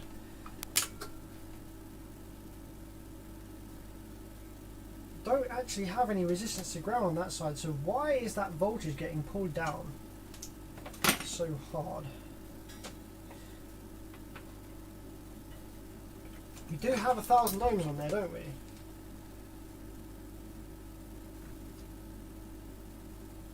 Oh, no, not anymore. Maybe that 1000 ohm resistor is actually bad. Yep, there's no 1000 ohms on there anymore, so that resistor is obviously kind of like on its way out, which is probably what's causing this kind of weird intermittent fault. So let's go ahead and replace that. Although for the time being I could probably just jump over that, because that 1000 ohm resistor is probably just, I don't know, maybe it's important. It could be dropping voltage, which is required for that Xenon diode. So I'm going to go ahead and grab a replacement 1000 ohm resistor from somewhere. Hopefully I have one on this donor board that's just conveniently by my desk here.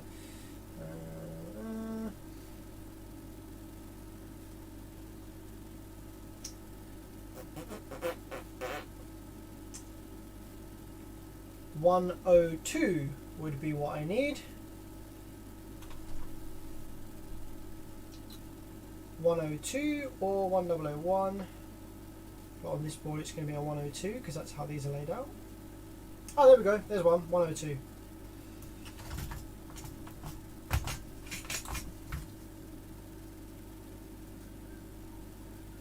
Oh, where's it gone? I just had it a minute ago. There it is.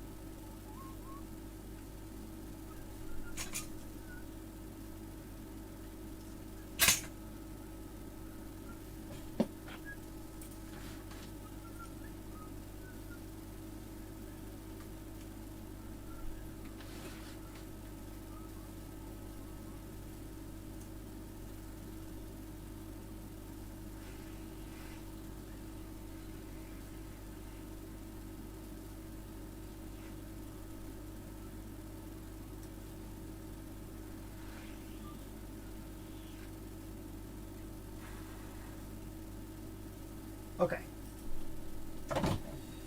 Let's see what that does now then, shall we? Replaced Xenon, replaced resistor, power on. Ah, there we go. Okay, so all of the 3 LEDs now light up on this side. Ta-da! So let's see what we are saying now. Power supply MOSFET drain. Ah, there we go. We actually have some switching now on the power supply MOSFET drain there.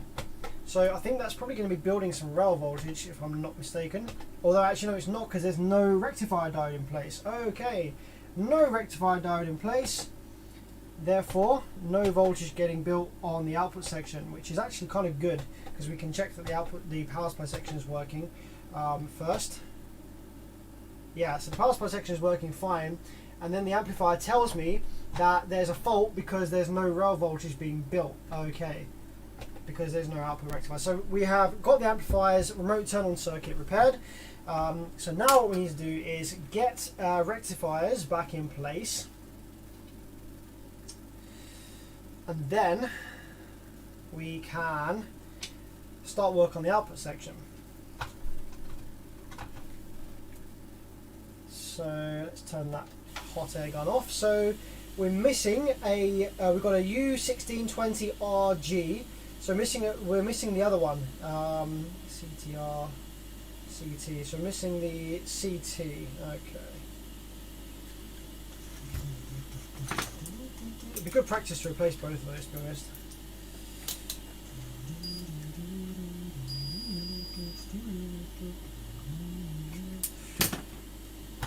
Right, let's find a rectifier that's going to work.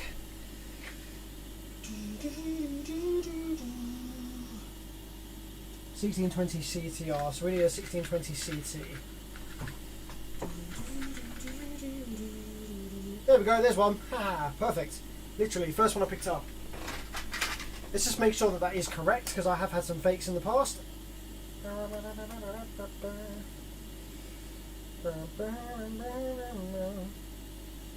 That is correct. So I can't remove the hack wire because the hack wire seems to be in replacement of a trace that's not working. Like if we look at this board here, you can see here that the terminals seem to have been removed at one point and then like really like jankily kind of soldered on back in place. No idea why. But I'm willing to bet that when these terminals have been removed in the past, that the trace for the remote wire has been damaged that connects to the terminal here, which is why we have this janky kind of jumper wire that forms part of the remote wire now instead. So okay, let's get this these solder joints cleaned up, and let's get this rectifier in place.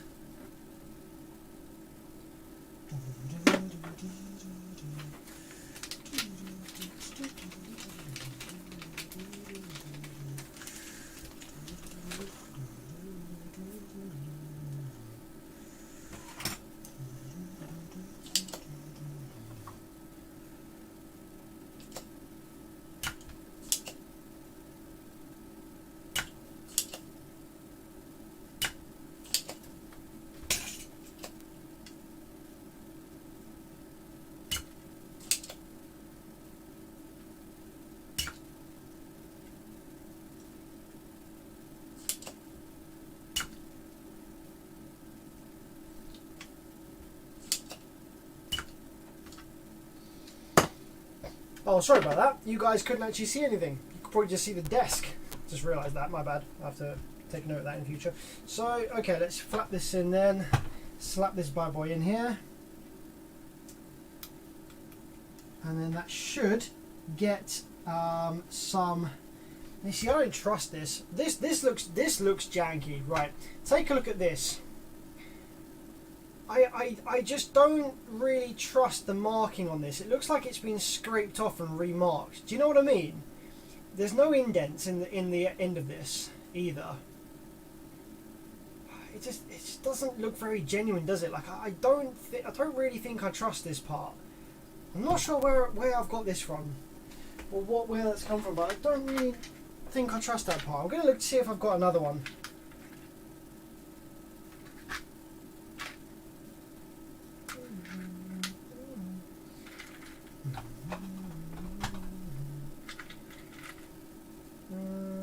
So I need the two diodes pointing towards each other.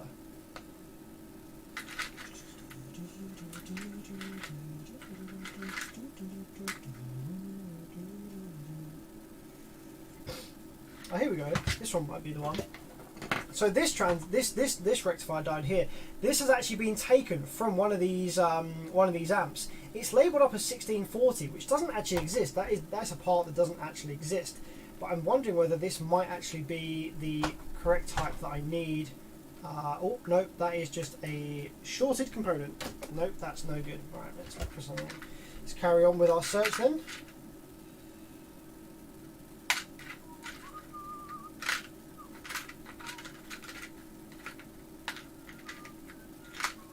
Oh, here's another one that might look like it's going to work. Okay, what's this? This is a MUR20 CTT. Now that is a high current component, my friends. That is a 20 amp 200 volts rectifier. I don't know if the camera's going to make out the markings on this. Try and get some white stuff on this so you can see it. No, I don't think you're going to be able to see it, but that says MUR No, sorry, it doesn't say. It says MBR 2200 CT. No, sorry, 2020 CCT. Very, very difficult to read that. But I think that is going to be the correct part that I need. But that is a nice high voltage, high current. Yeah, that looks correct. But it's all well and good having this one part that's good, but it's only worth having that if I have another one that matches it on the other side. Which I don't think I've got. So there's no point using that nice part. Ah, here we go. That'll do. One of these bad boys. That'll do nicely. That is a 16 amp, 200 volt part. FEP 16 DT. That will fit perfectly.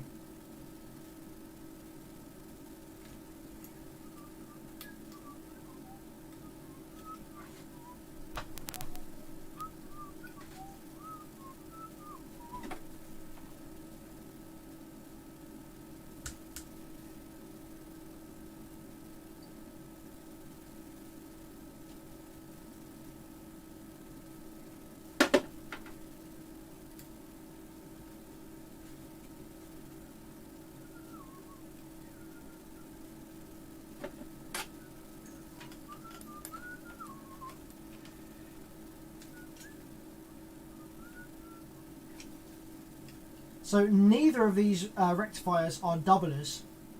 One of them is common cathode, one of them is common anode. The doubler is the one where the diodes are both facing the same direction, which this amplifier doesn't use. So that should be good, that should work. And provided that that part isn't actually shorted. I didn't actually check that before I fitted it. Yep, that looks good, that looks good. So, we now should start to build some rail voltage when this amplifier powers up.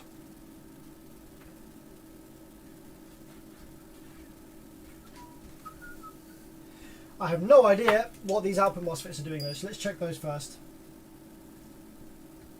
Output MOSFETs, no shorts there, no shorts there. Okay, so the output section doesn't seem to have any shorts on the MOSFETs. I've no idea what the condition of the drive circuit's like though, so let's power it up. We should get some rail voltage at first. Let's go down to 10 let's go down to 10 volts. So if I now go ahead and do that, yep, you can see there is some rail voltage building. Look at this. Every time I pulse the remote, the rail voltage gets a little higher.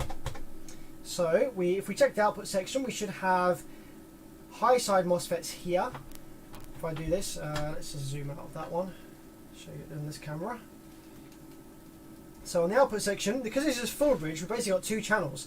So there's two high side MOSFETs, which are these two that have positive rail on them, and there's two low side MOSFETs, which are these two, which are going to have half rail on them. So what I'm going to do is I'm going to power the amplifier up with both my probes connected, so I can monitor both the rail voltage and the output switching when it finally comes to life. If it does come to life, no idea if it will or not. That's rail voltage, that is output there. So now let's power it up and see what we have. See if it's going to work or not. What do you guys reckon? Is it going to work? Full rail is built. Ready? 3, 2, 1. Nope, doesn't work. We have an attempt at building the switch wave there, but then it just kind of fluctuates backwards and forwards. Oh, it was trying. Did you just see it there? It did kind of make a square there. So maybe if I try the other low side, maybe there's a problem on this other low side over here. We have 18 volts over there, 18 volts over there, that's both correct. No, it tries, but then, once again, we have the LED flashing on the output section. Very strange. We do actually get an attempt at square wave there. But look what happens. So we get an attempt at square wave, but then we get the LED flash. Very, very strange. Why do we get the LED flash on the output MOSFET? Fucking hell, man. That's some next level shit, that is. Okay. Okay, where do we go from here? So, the output drive circuit is using IRS 20957s. So, what I need to try and do is I'm going to use my thermal imaging camera first, as that might be a telltale sign as to whether either of those drive chips are bad, because when they go bad they tend to heat up quite a lot. So we're just going to go ahead and see whether either of those drive ICs are heating up more than the other one.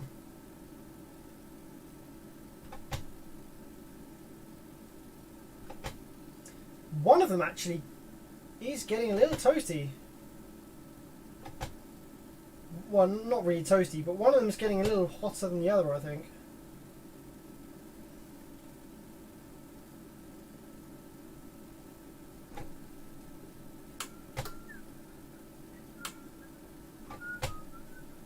Now, when the Class D switching attempts to build, okay, check this out. When the square wave appears on the screen here, the amplifier actually draws quite a lot of current. If we check the current here, oh, I don't know, you need to see the little LED flash actually, but yeah, the LED flashes for the current. Maybe I can show you on this camera here. The overcurrent LED flashes when the amplifier tries to power up. See that little LED flash there? So there is some issue then with the output section here. I wonder whether it could be the output inductor actually. The output inductor on this might be shorting. So we're getting an attempt at building square waves on both sides of this amplifier here. So I'm wondering whether it's actually an output inductor issue, because we have an attempt at a square wave from both halves of the amplifier. So that would tell me that the drive circuits are probably okay. So maybe it's something in the filter section.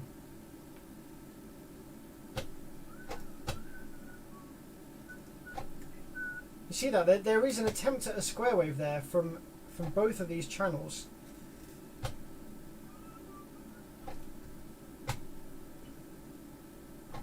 And there's a noise as well from the board when it attempts to build.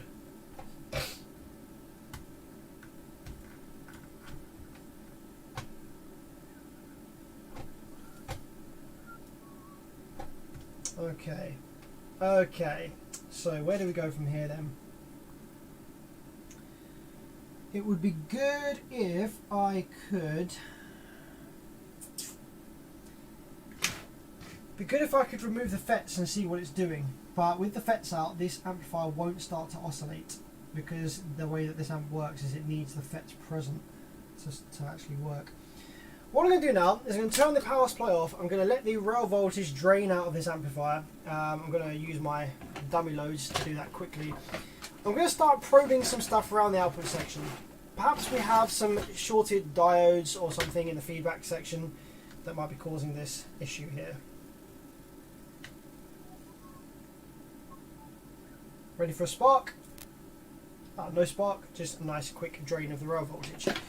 So let's take our multimeter now. Let's see whether we have any shorted stuff going on here in the output section by the drive circuit. So we're going to turn our attention over here to the drive circuit. So I'm just going to check all of the semiconductors, all of the diodes, all the Zeners, any transistors around here, just to see if we have any shorts or obscure values.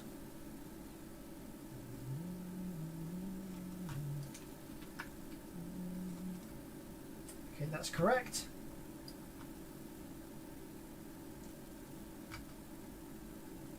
That's correct.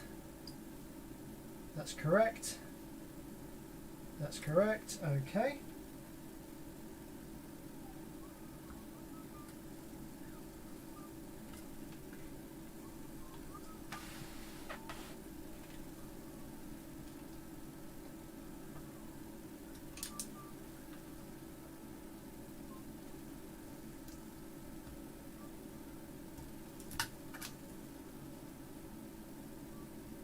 Five 640 one way and 600 the other way. And this one, 538 one way, 598 the other way. 598, 675.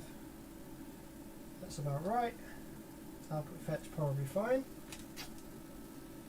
Okay. This resistor, 16. That's probably fine. That's the correct value. Output terminals, no short.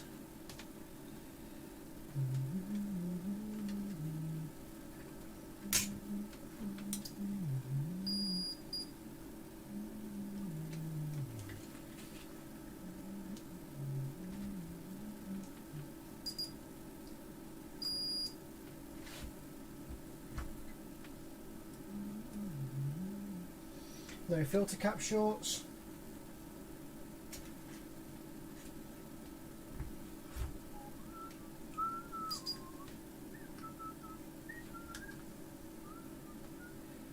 .538, 564, 538, 557. That's a little bit different on that side.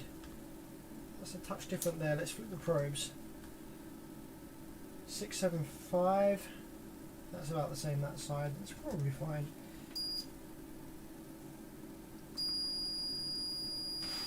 Checking the low value 1 ohm resistors over here for the VCC for these chips.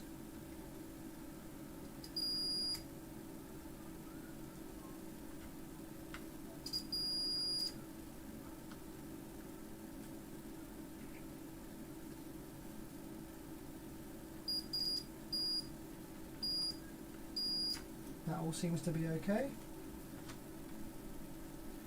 So I'm going to check the output inductor now. So I'm going to flip the board over. I'm going to have a look at the output inductor, where the leads are here, one there, one there.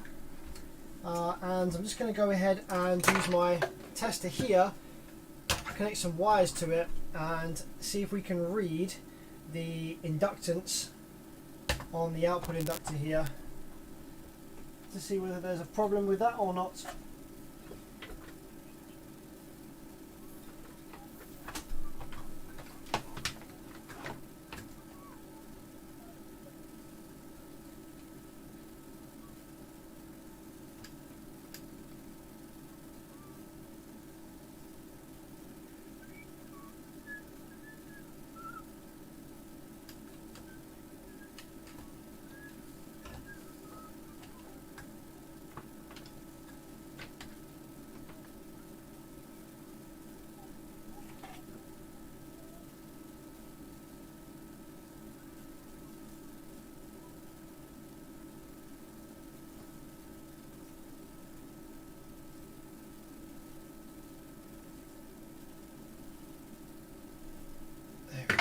Okay, so let's get one of these hooked up to there,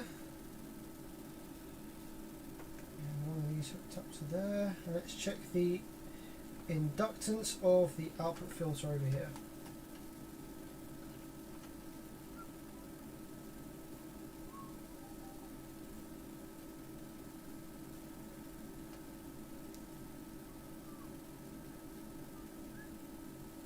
Testing for a long time, doesn't usually take this long.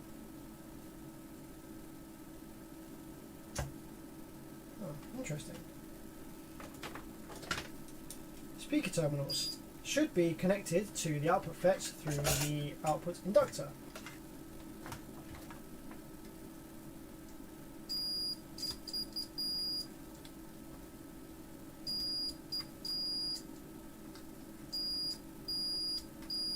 Oh, okay, looks like they're just in a weird configuration. We have that one connected through to that one, through to that terminal, and that one connected through to that one, through to that terminal. That's a little bit backwards, but okay, we can roll with it.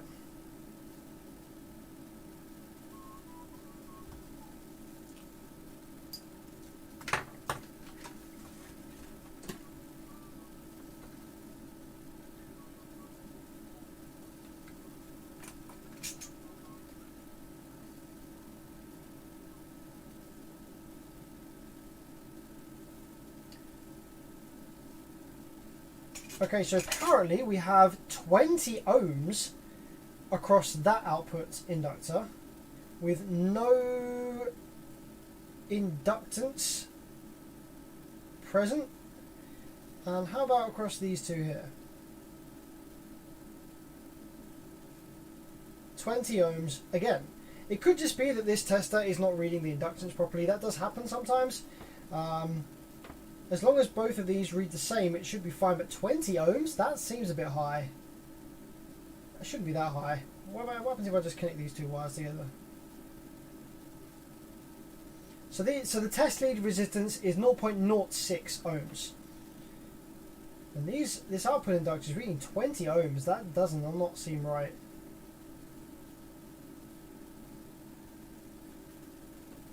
That does not seem right at all. What does my multimeter make of it? Does my multimeter also make the same result? No, my multimeter reads a direct short. That's interesting. So my tester here is it's reading a higher resistance than my multimeter is. Very curious.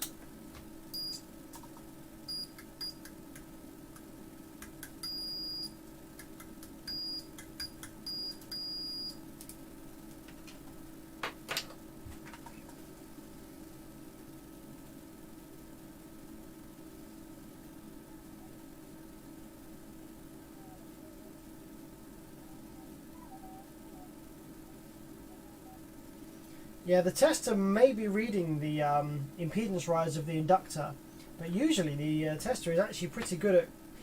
If it's not reading the impedance of the inductor properly, it usually just reads the direct short.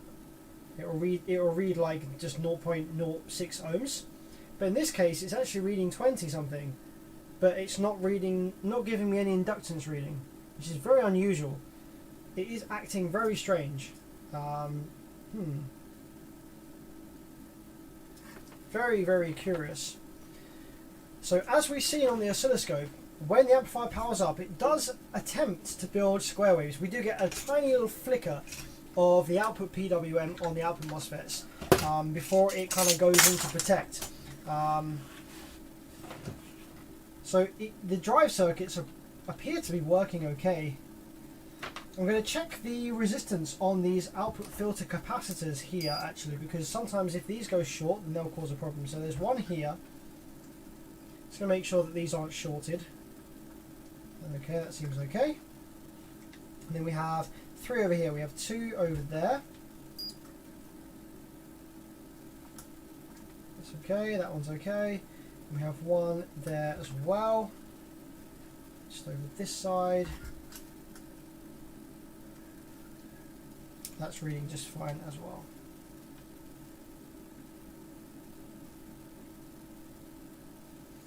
I'm not sure if I trust these output FETs though. These output FETs seem a bit random.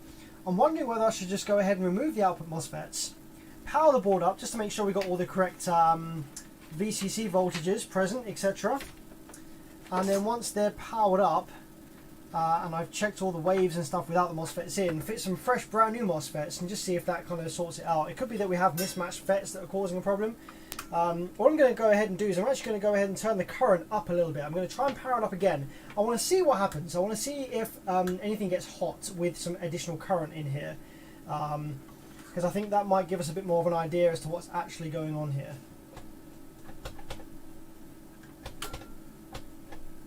So I'm just going to power it up a fair bit here. It makes a noise when it activates. It's like it draws a buttload of current. Like there's a lot of current that gets drawn. I've just turned the power supply up to full right now, like full 20 amps worth of current, which isn't a lot, but it draws it in excess of 20 amps. So using my thermal imaging camera, something should be getting hot. If it's drawing over 20 amps, something should be getting hot.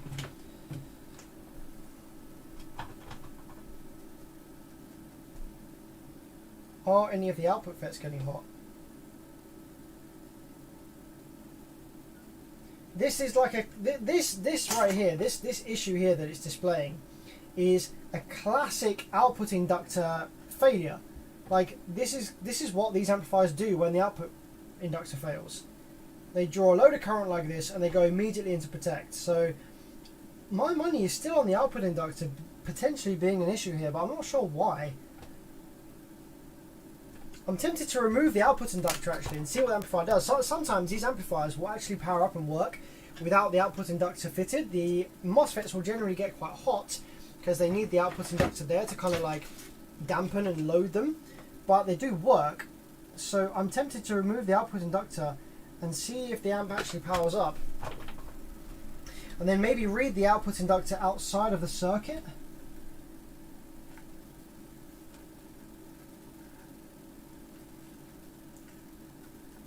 It's a bit of a weird one, this.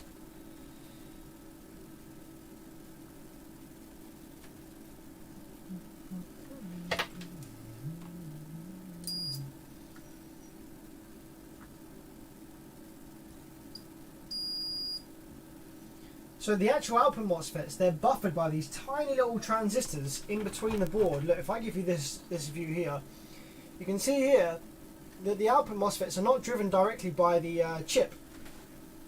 There's some tiny SOT23 packaged transistors in here, and these are what drive the MOSFETs. So I'm just going to go ahead and check that these are all okay. Especially these diodes here.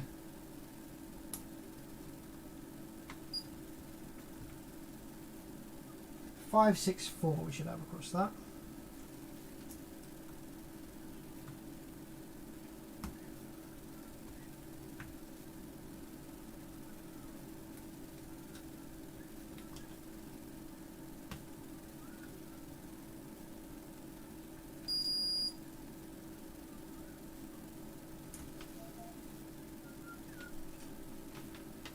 Yeah, okay, so I think what I'm going to do is I'm actually going to go ahead and remove the output inductor just to see what happens, because we do seem to have what appears to be, or what wants to be, an attempt at drive, an attempt at switching on the output FETs, but something is drawing a bunch of current when it attempts to do so, and I want to see what it is. So the first thing I'm going to do, I think, is just remove the output inductor and see what that does. It's pretty easy to do on these boards. There's not a huge thermal mass or anything over on the output inductor, so it shouldn't be too difficult to remove.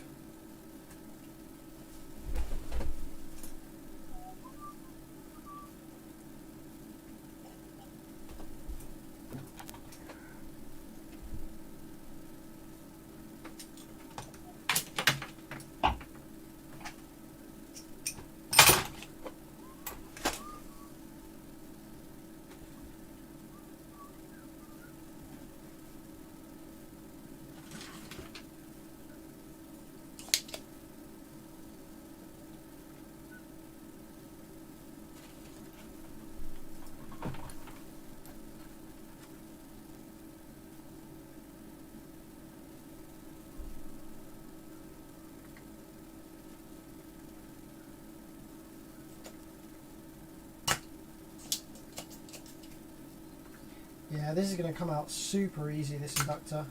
Not much trace mass on here at all.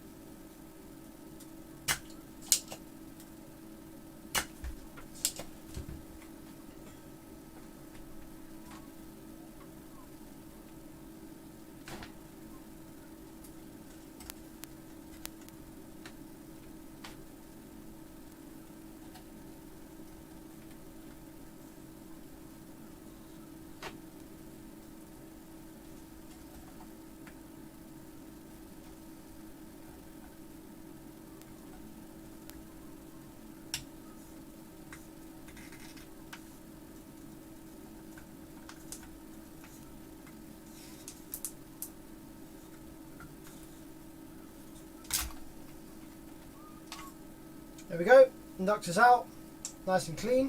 So let's just suck the solder from these holes now.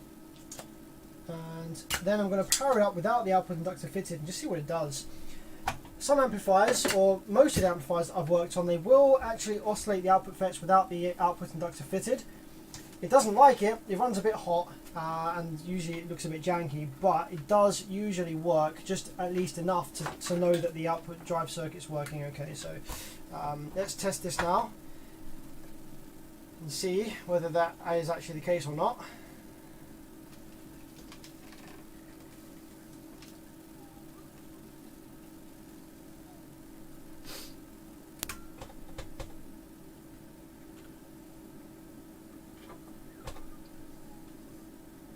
Oh wow, okay. Seems to be a lot of voltage on the low side now for some reason. Very interesting. Why is that? Why is there so much? I think I know why. Okay, I don't know if this is actually going to be a good idea because there's a bunch of voltage now on the low side. I think it uses the output inductor to kind of like bring that down, but I'm just going to see what happens anyway. Fuck it, who cares?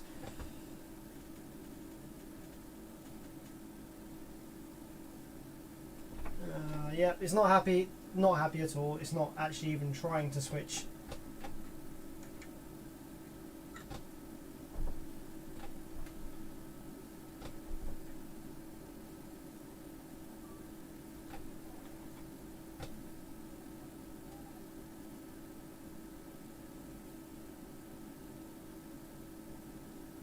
Although there's no more current draw, so there's a bunch of DC voltage on there, but there's no current draw at least, so that's a positive. Right, so now at least with the output inductor removed, we can test the output inductor on the tester away from the circuit just to see. So we should get a reading here now. This is just an output inductor. It's just a raw inductor, so we should get a reading now across this. So let's see what we've got. Make sure that both are the same.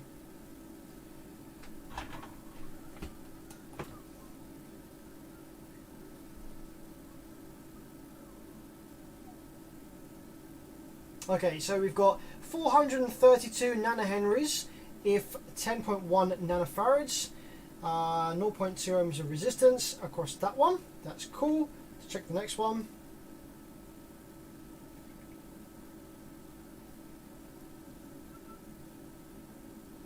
A little different, 396 nanohenries. That is quite a difference, to be honest. 400, there's a little difference there. 400 nanohenries versus 448. So there's a bit of a difference there, but the frequency is the same.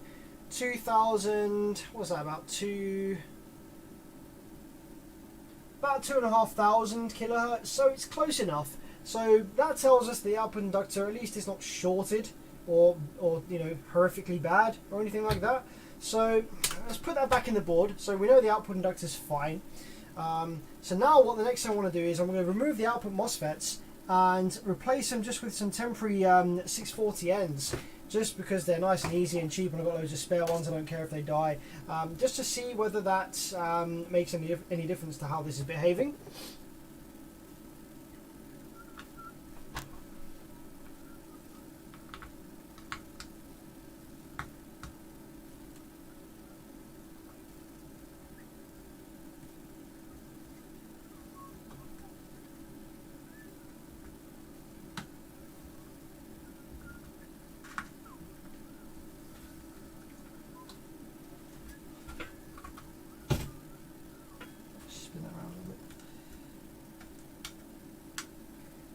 That's better, that's how it was. It was in that way around. Cool, cool, cool.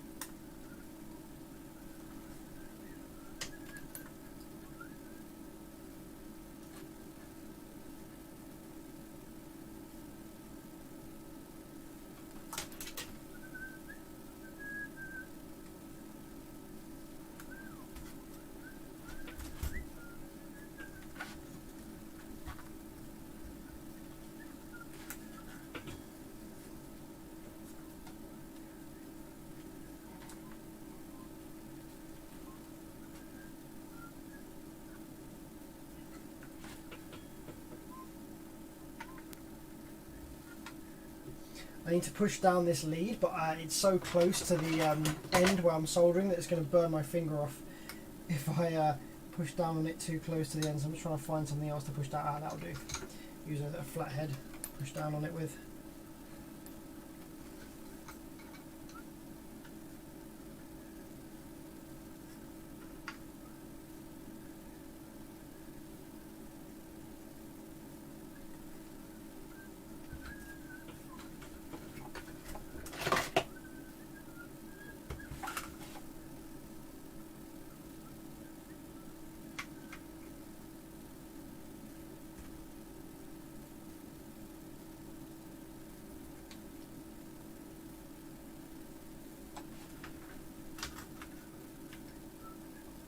Okay, cool. So our output inductor is back and fitted. So just now that I've desoldered it and resoldered it, I'm just curious to try and power it up and see whether that's made any difference whatsoever. Sometimes desoldering, resoldering does make a difference. So just going to see what it's done, just in case it's changed anything at all.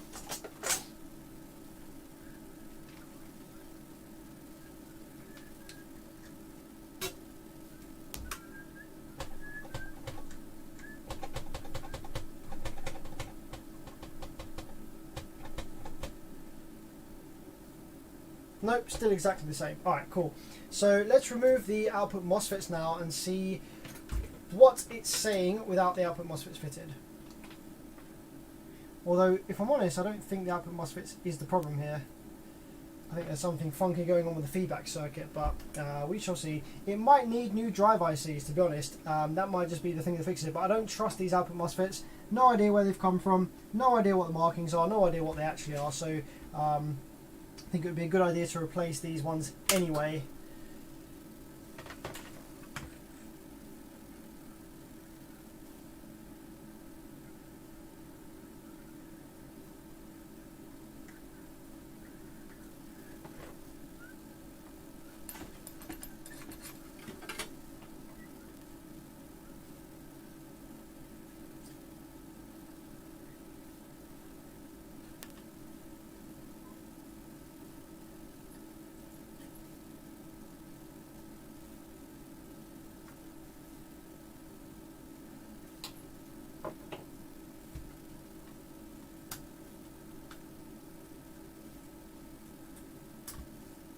One, two,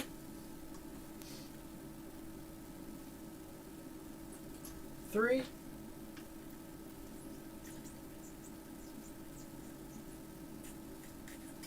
four output MOSFETs removed. So now let's power it up, and I'm going to apply a little signal, RCA signal into the amplifier. The reason I'm going to do that is because I want to monitor what's going into these chips. So let's go ahead and power it up with a little bit of RCA input going into the input one there. We're going to have 35 Hertz going in. And turn all the gains right down. High pass filter level, bass boost. Wow, bass boost was turned right up, my friend. That might be why this amplifier is here with me.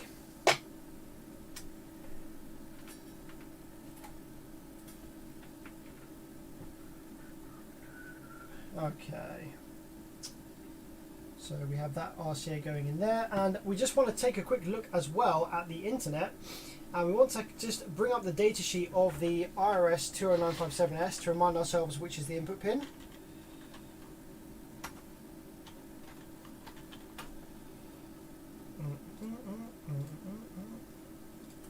So if we have a look online, we can see that the input pin is pin number 3 of the IRS 20957S. So let's take a look at that now.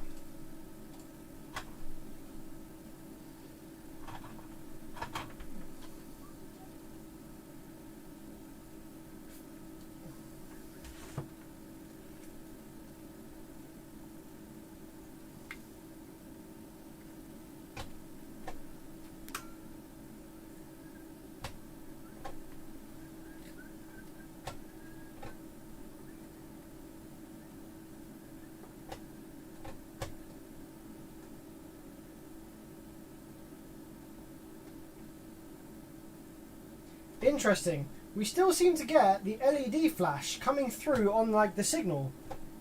Did you kind of see that?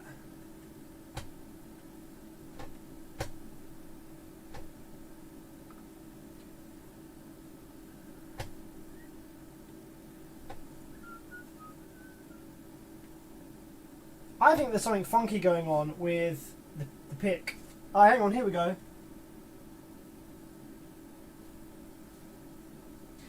Yeah, the flash of the LED is actually being sent to the input pin of the IRS 20957. What? Why is that? Well, it is on one of them anyway.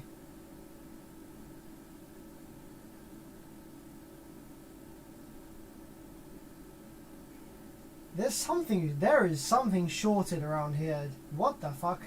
Maybe the pick is bad. Or maybe there's a ground trace missing. Right, let's probe all of the pins of the IRS 20957S, right? Let's go through them methodologically, okay? What the fuck? Right. So, pin 1 is VDD. And VDD, we should be connected to... We should have some DC on there as like a kind of supply. Oh, wow. Yeah, what the fuck? We have DC of like 10 volts. And then it kind of flashes with the LED.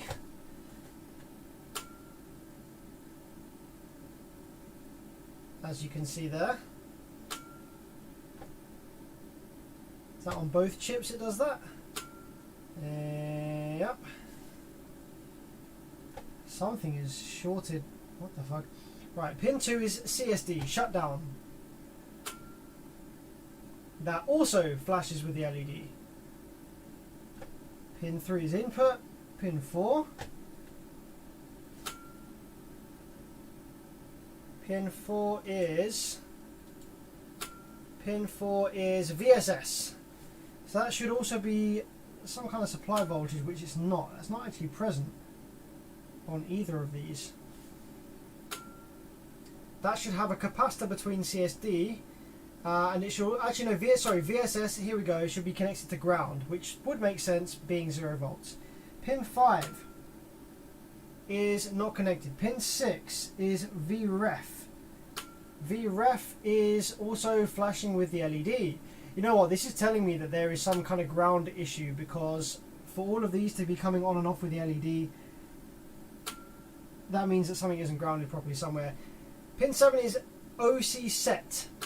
And that is also going up and down with the LED.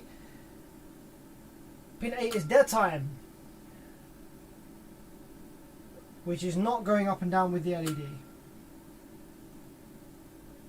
on either of these. Pin 9 is COM, which should be connected. It depends what the dead time is set to, but on this one it might be connected to ground.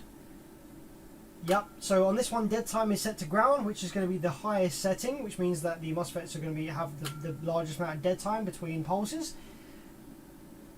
Pin number 10 is a low side output, which in this case is not going to be doing anything because we don't have any FETs connected.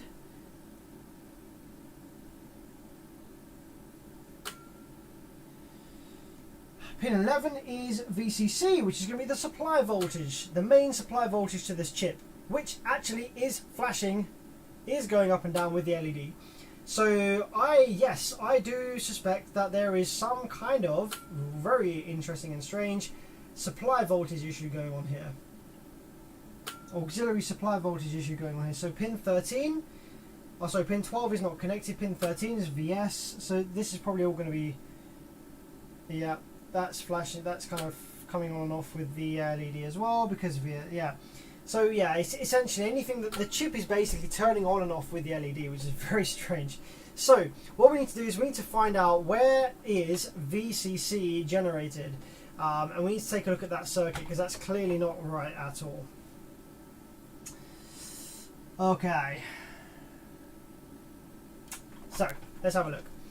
Let's get the rail voltage drained out of this so we don't short anything out unintentionally. There we go, rail voltage drained. So let's use our multimeter and just check where is the VCC voltage generated. I believe on this amplifier there's often sometimes a very small little transformer, but on this one doesn't seem to be the case. So if we probe VCC, which was pin number 11, 1, 2, 3, 4, 9, 10, 11 is just here. We should have a resistor in series with that.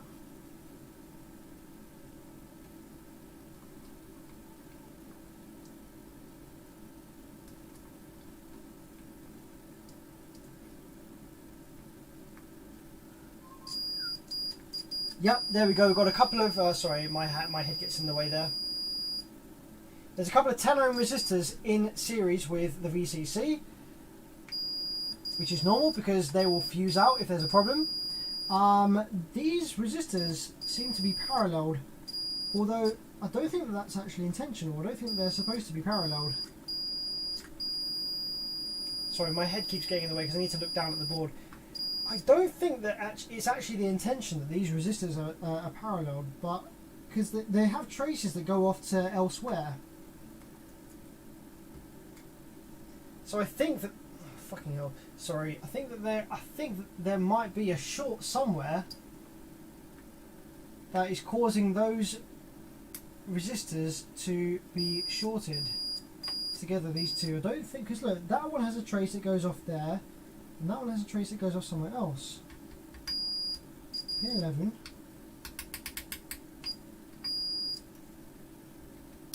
Well, maybe they are. But they do have traces that go off elsewhere. Right. Well, let's just figure out whereabouts that's generated from. Then I think we've got what looks to be a little PWM circuit, probably like a little. I'm so sorry. Right. Let's move this camera so that doesn't keep happening. Move that over like here perhaps.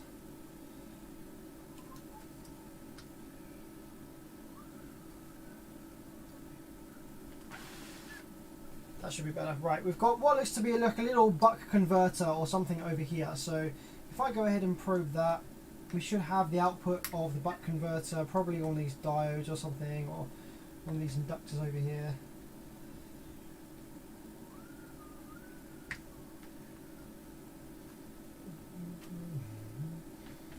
So the buck converter circuit I'm looking at is over here. Okay, there we go. 10 ohms, 10 ohms, yep.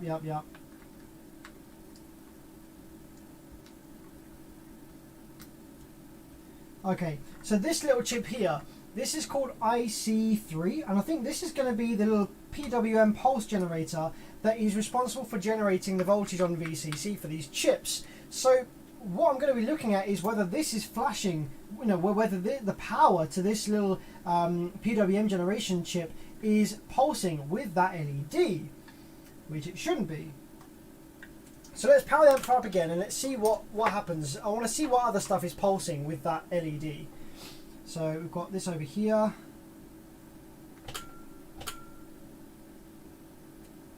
Yep, as you can see, we have power to this little IC3 pulsing with that LED, and therefore the output also pulses. You can see that's the output. That's the output from this little PWM generation chip. So that is why we have the pulsing on the output section, because VCC is pulsing with the LED, because of this VCC generation is pulsing. So what supplies voltage to this little PWM generation chip? Looks like we get about 5 volts on there. And that is, where is that going to come from? Let's have a look. VDD, VPP, that's solid. Clock, that's solid. DAT, VSS. So 5 volts is sent to this from somewhere, and let's try and figure out where that's coming from. Over here perhaps. Yep, looks like it's coming from over here. So we should have 5 volts being generated somewhere over here as well.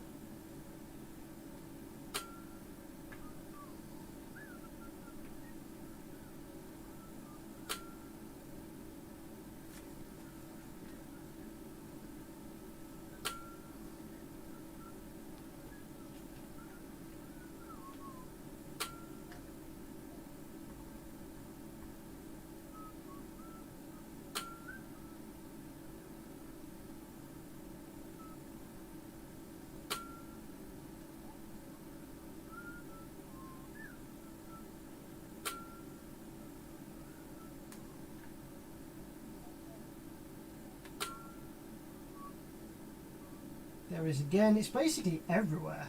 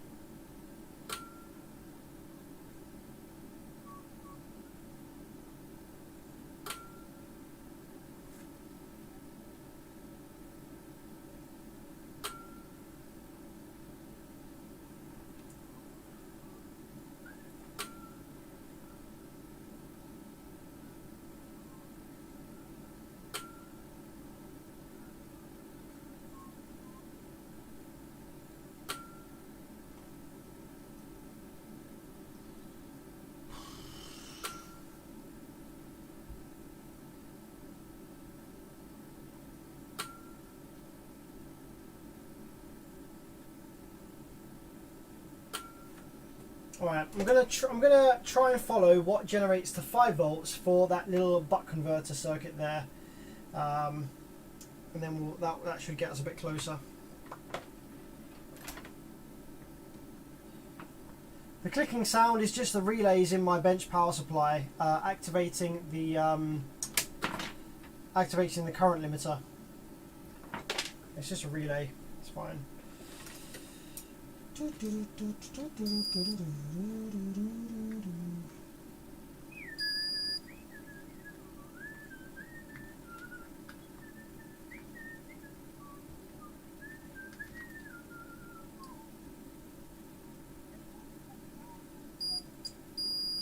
Aha! Here we have that transistor that we were looking at earlier on the remote circuit.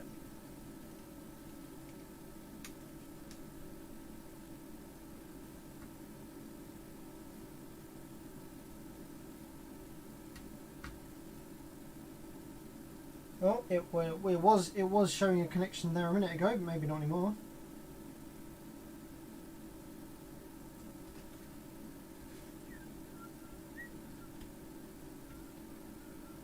Okay, maybe it was just a capacitance. I didn't look at the multimeter. I just heard it beep, so maybe it's not. Okay.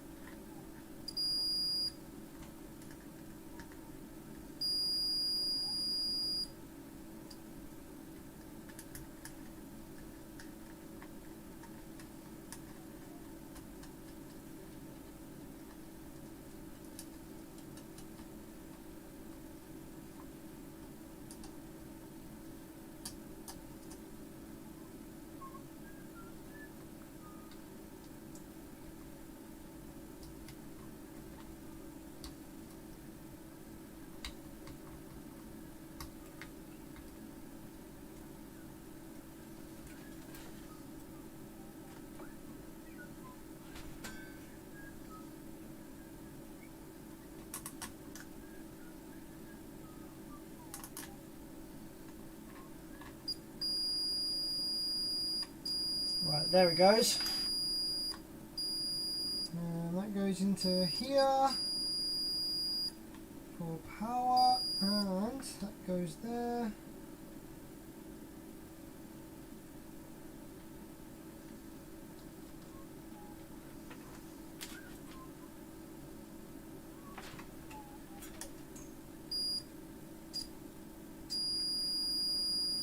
Looks like it comes from the PIC. Pin 2 of the PIC.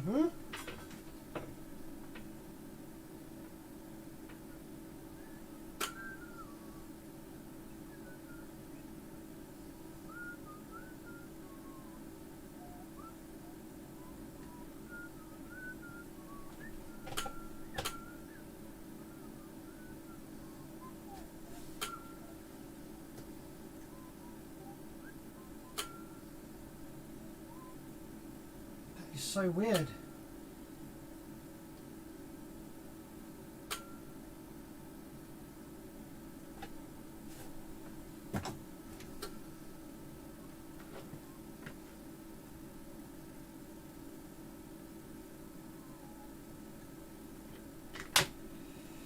This is a proper weird one, this.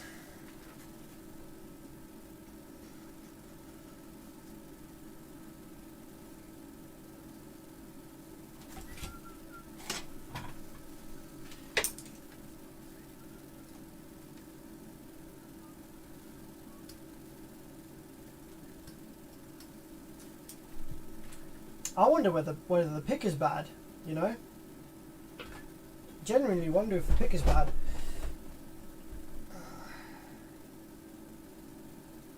Pin 2 of the pick seems to be responsible for 5 volts, which goes to IC3, which is a buck converter which generates voltage for VCC on the output drive ICs.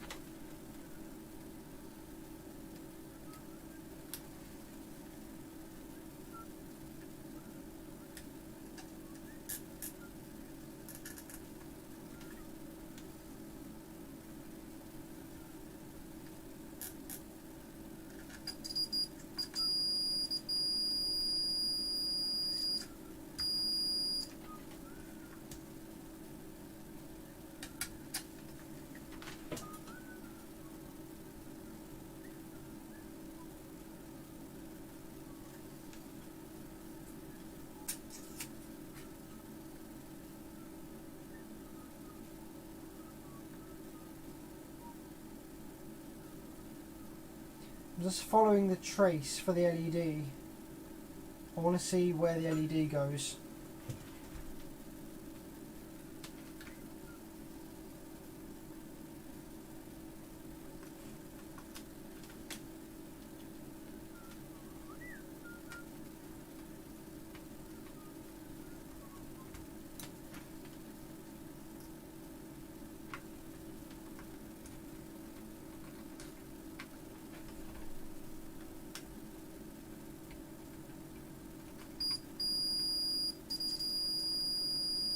Power. Apparently that's the power LED, so the power LED is the one that's flashing.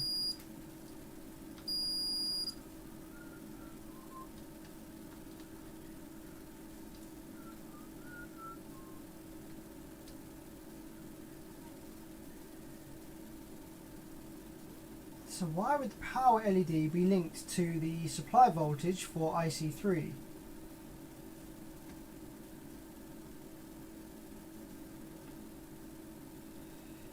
Yeah, I'm honestly wondering whether this pick is bad. That doesn't seem to make any sense.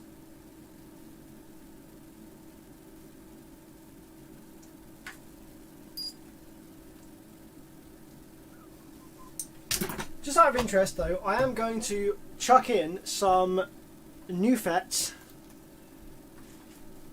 just to see whether new FETs makes any difference.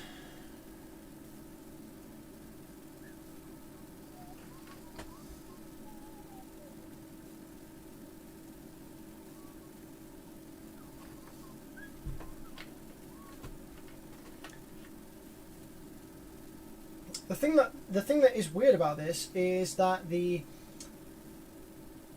supply voltage for that buck converter shouldn't be tied to the supply voltage for the power LED. That doesn't not make any circuitry sense whatsoever. So that's the bit that I'm just a bit confused about, a bit concerned about. That's what's got me a bit wiggled.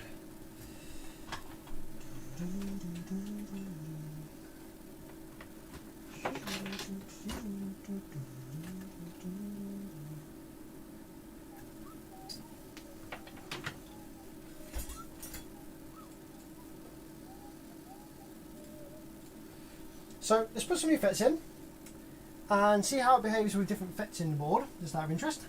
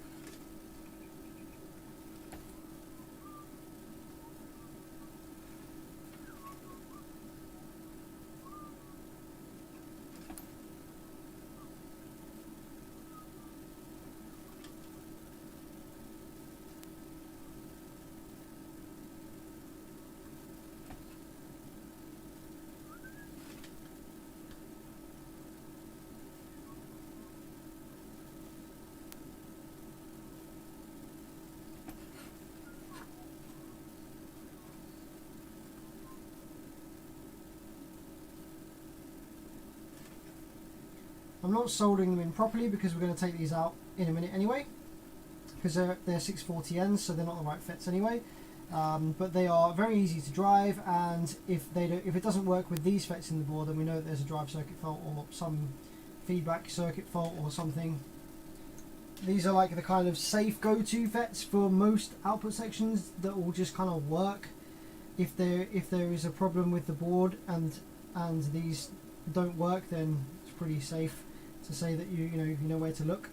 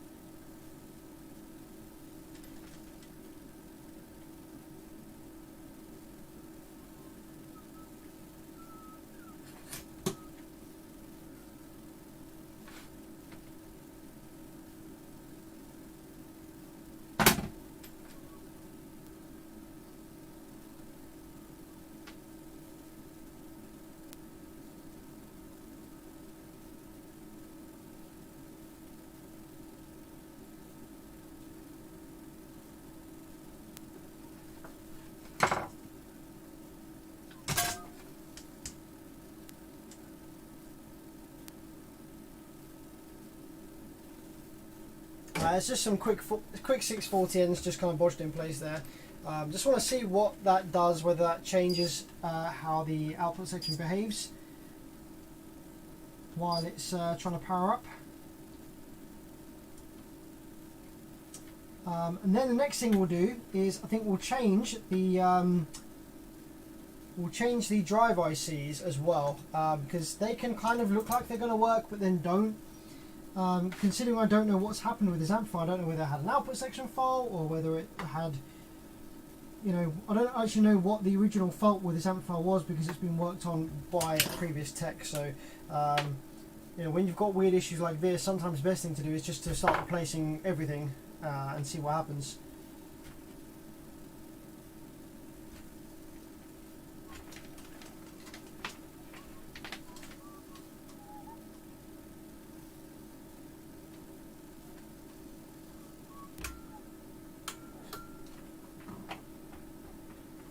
Okay, new FETs are in. Let's see what this one does now.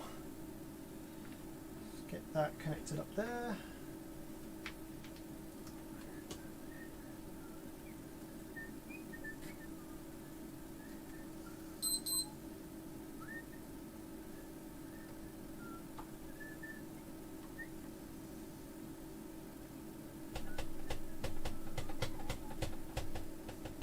Okay, amp's coming on.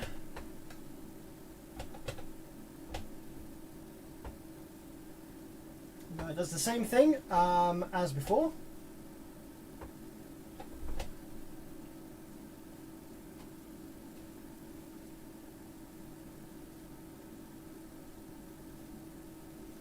So it's not FET, so I think the next thing to do then would be to just try replacing the drive ICs. Although usually when they go bad, they will kill the FETs. So it's a very weird fault, this.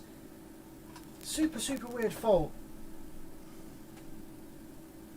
Not really quite come across anything like it.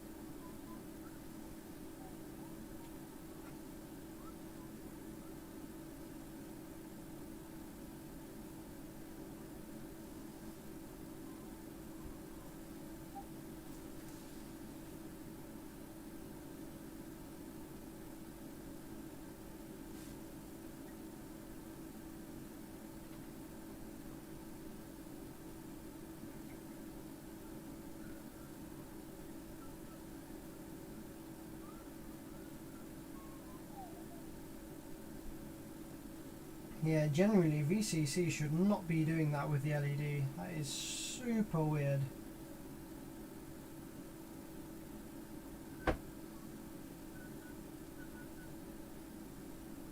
Right, what I'm going to do, because it's quite late now, it's 1 AM here in the UK. What I'm going to do is I'm going to consult a schematic for this amplifier. I'm going to just confirm where the 5 volts supply voltage for the buck converter is supposed to come from. It's quite hard to follow the traces on this board because it is like deep black and they're very well like sunken in there. So it's going to be easier for me to just check the schematic to see exactly what part of the circuit is supposed to be generating the voltage for that buck converter. And then I can confirm whether there's a potential problem with the PIC, or whether that is actually an intended way of operation, and that there's actually another issue in the output section that I might just need to replace the output ICs. To be honest, that could be the solution here, just to replace the output ICs. But I'm really curious to look at where that comes from. So what I'm going to do is I'm going to consult the schematic, and I'm going to come back to you over the next couple of days. We're going to do another stream over the next couple of days, and we're going to start with this one. So if you are interested in seeing what the issue ends up being with this amplifier and seeing it getting back up and running, then make sure you're subscribed so that you know when I'm going live again, because I'll be continuing with this stream over the next course of the next few days next week. So thanks for watching, guys. Really appreciate your support in this stream. Been quite a few of you guys watching this evening, yeah, it's always good to get an amplifier like this with a really weird, unusual fault, because it always teaches us something. So hopefully you've learned a little something this evening with the amps that we've looked at and with the stuff that we've chatted about. Hopefully it's been somewhat entertaining, and yeah, I'm going to just do a little bit of on the side research on the schematic of this amplifier, just to kind of make it a little bit easier and quicker, rather than following the traces with our eyes. Makes it a little bit easier. And yeah, we'll come back to you with a new stream with some solutions and some fixes. We'll change the drive ICs and other bits and pieces on here to see what happens. So thanks guys for tuning in, and yeah, see you next time.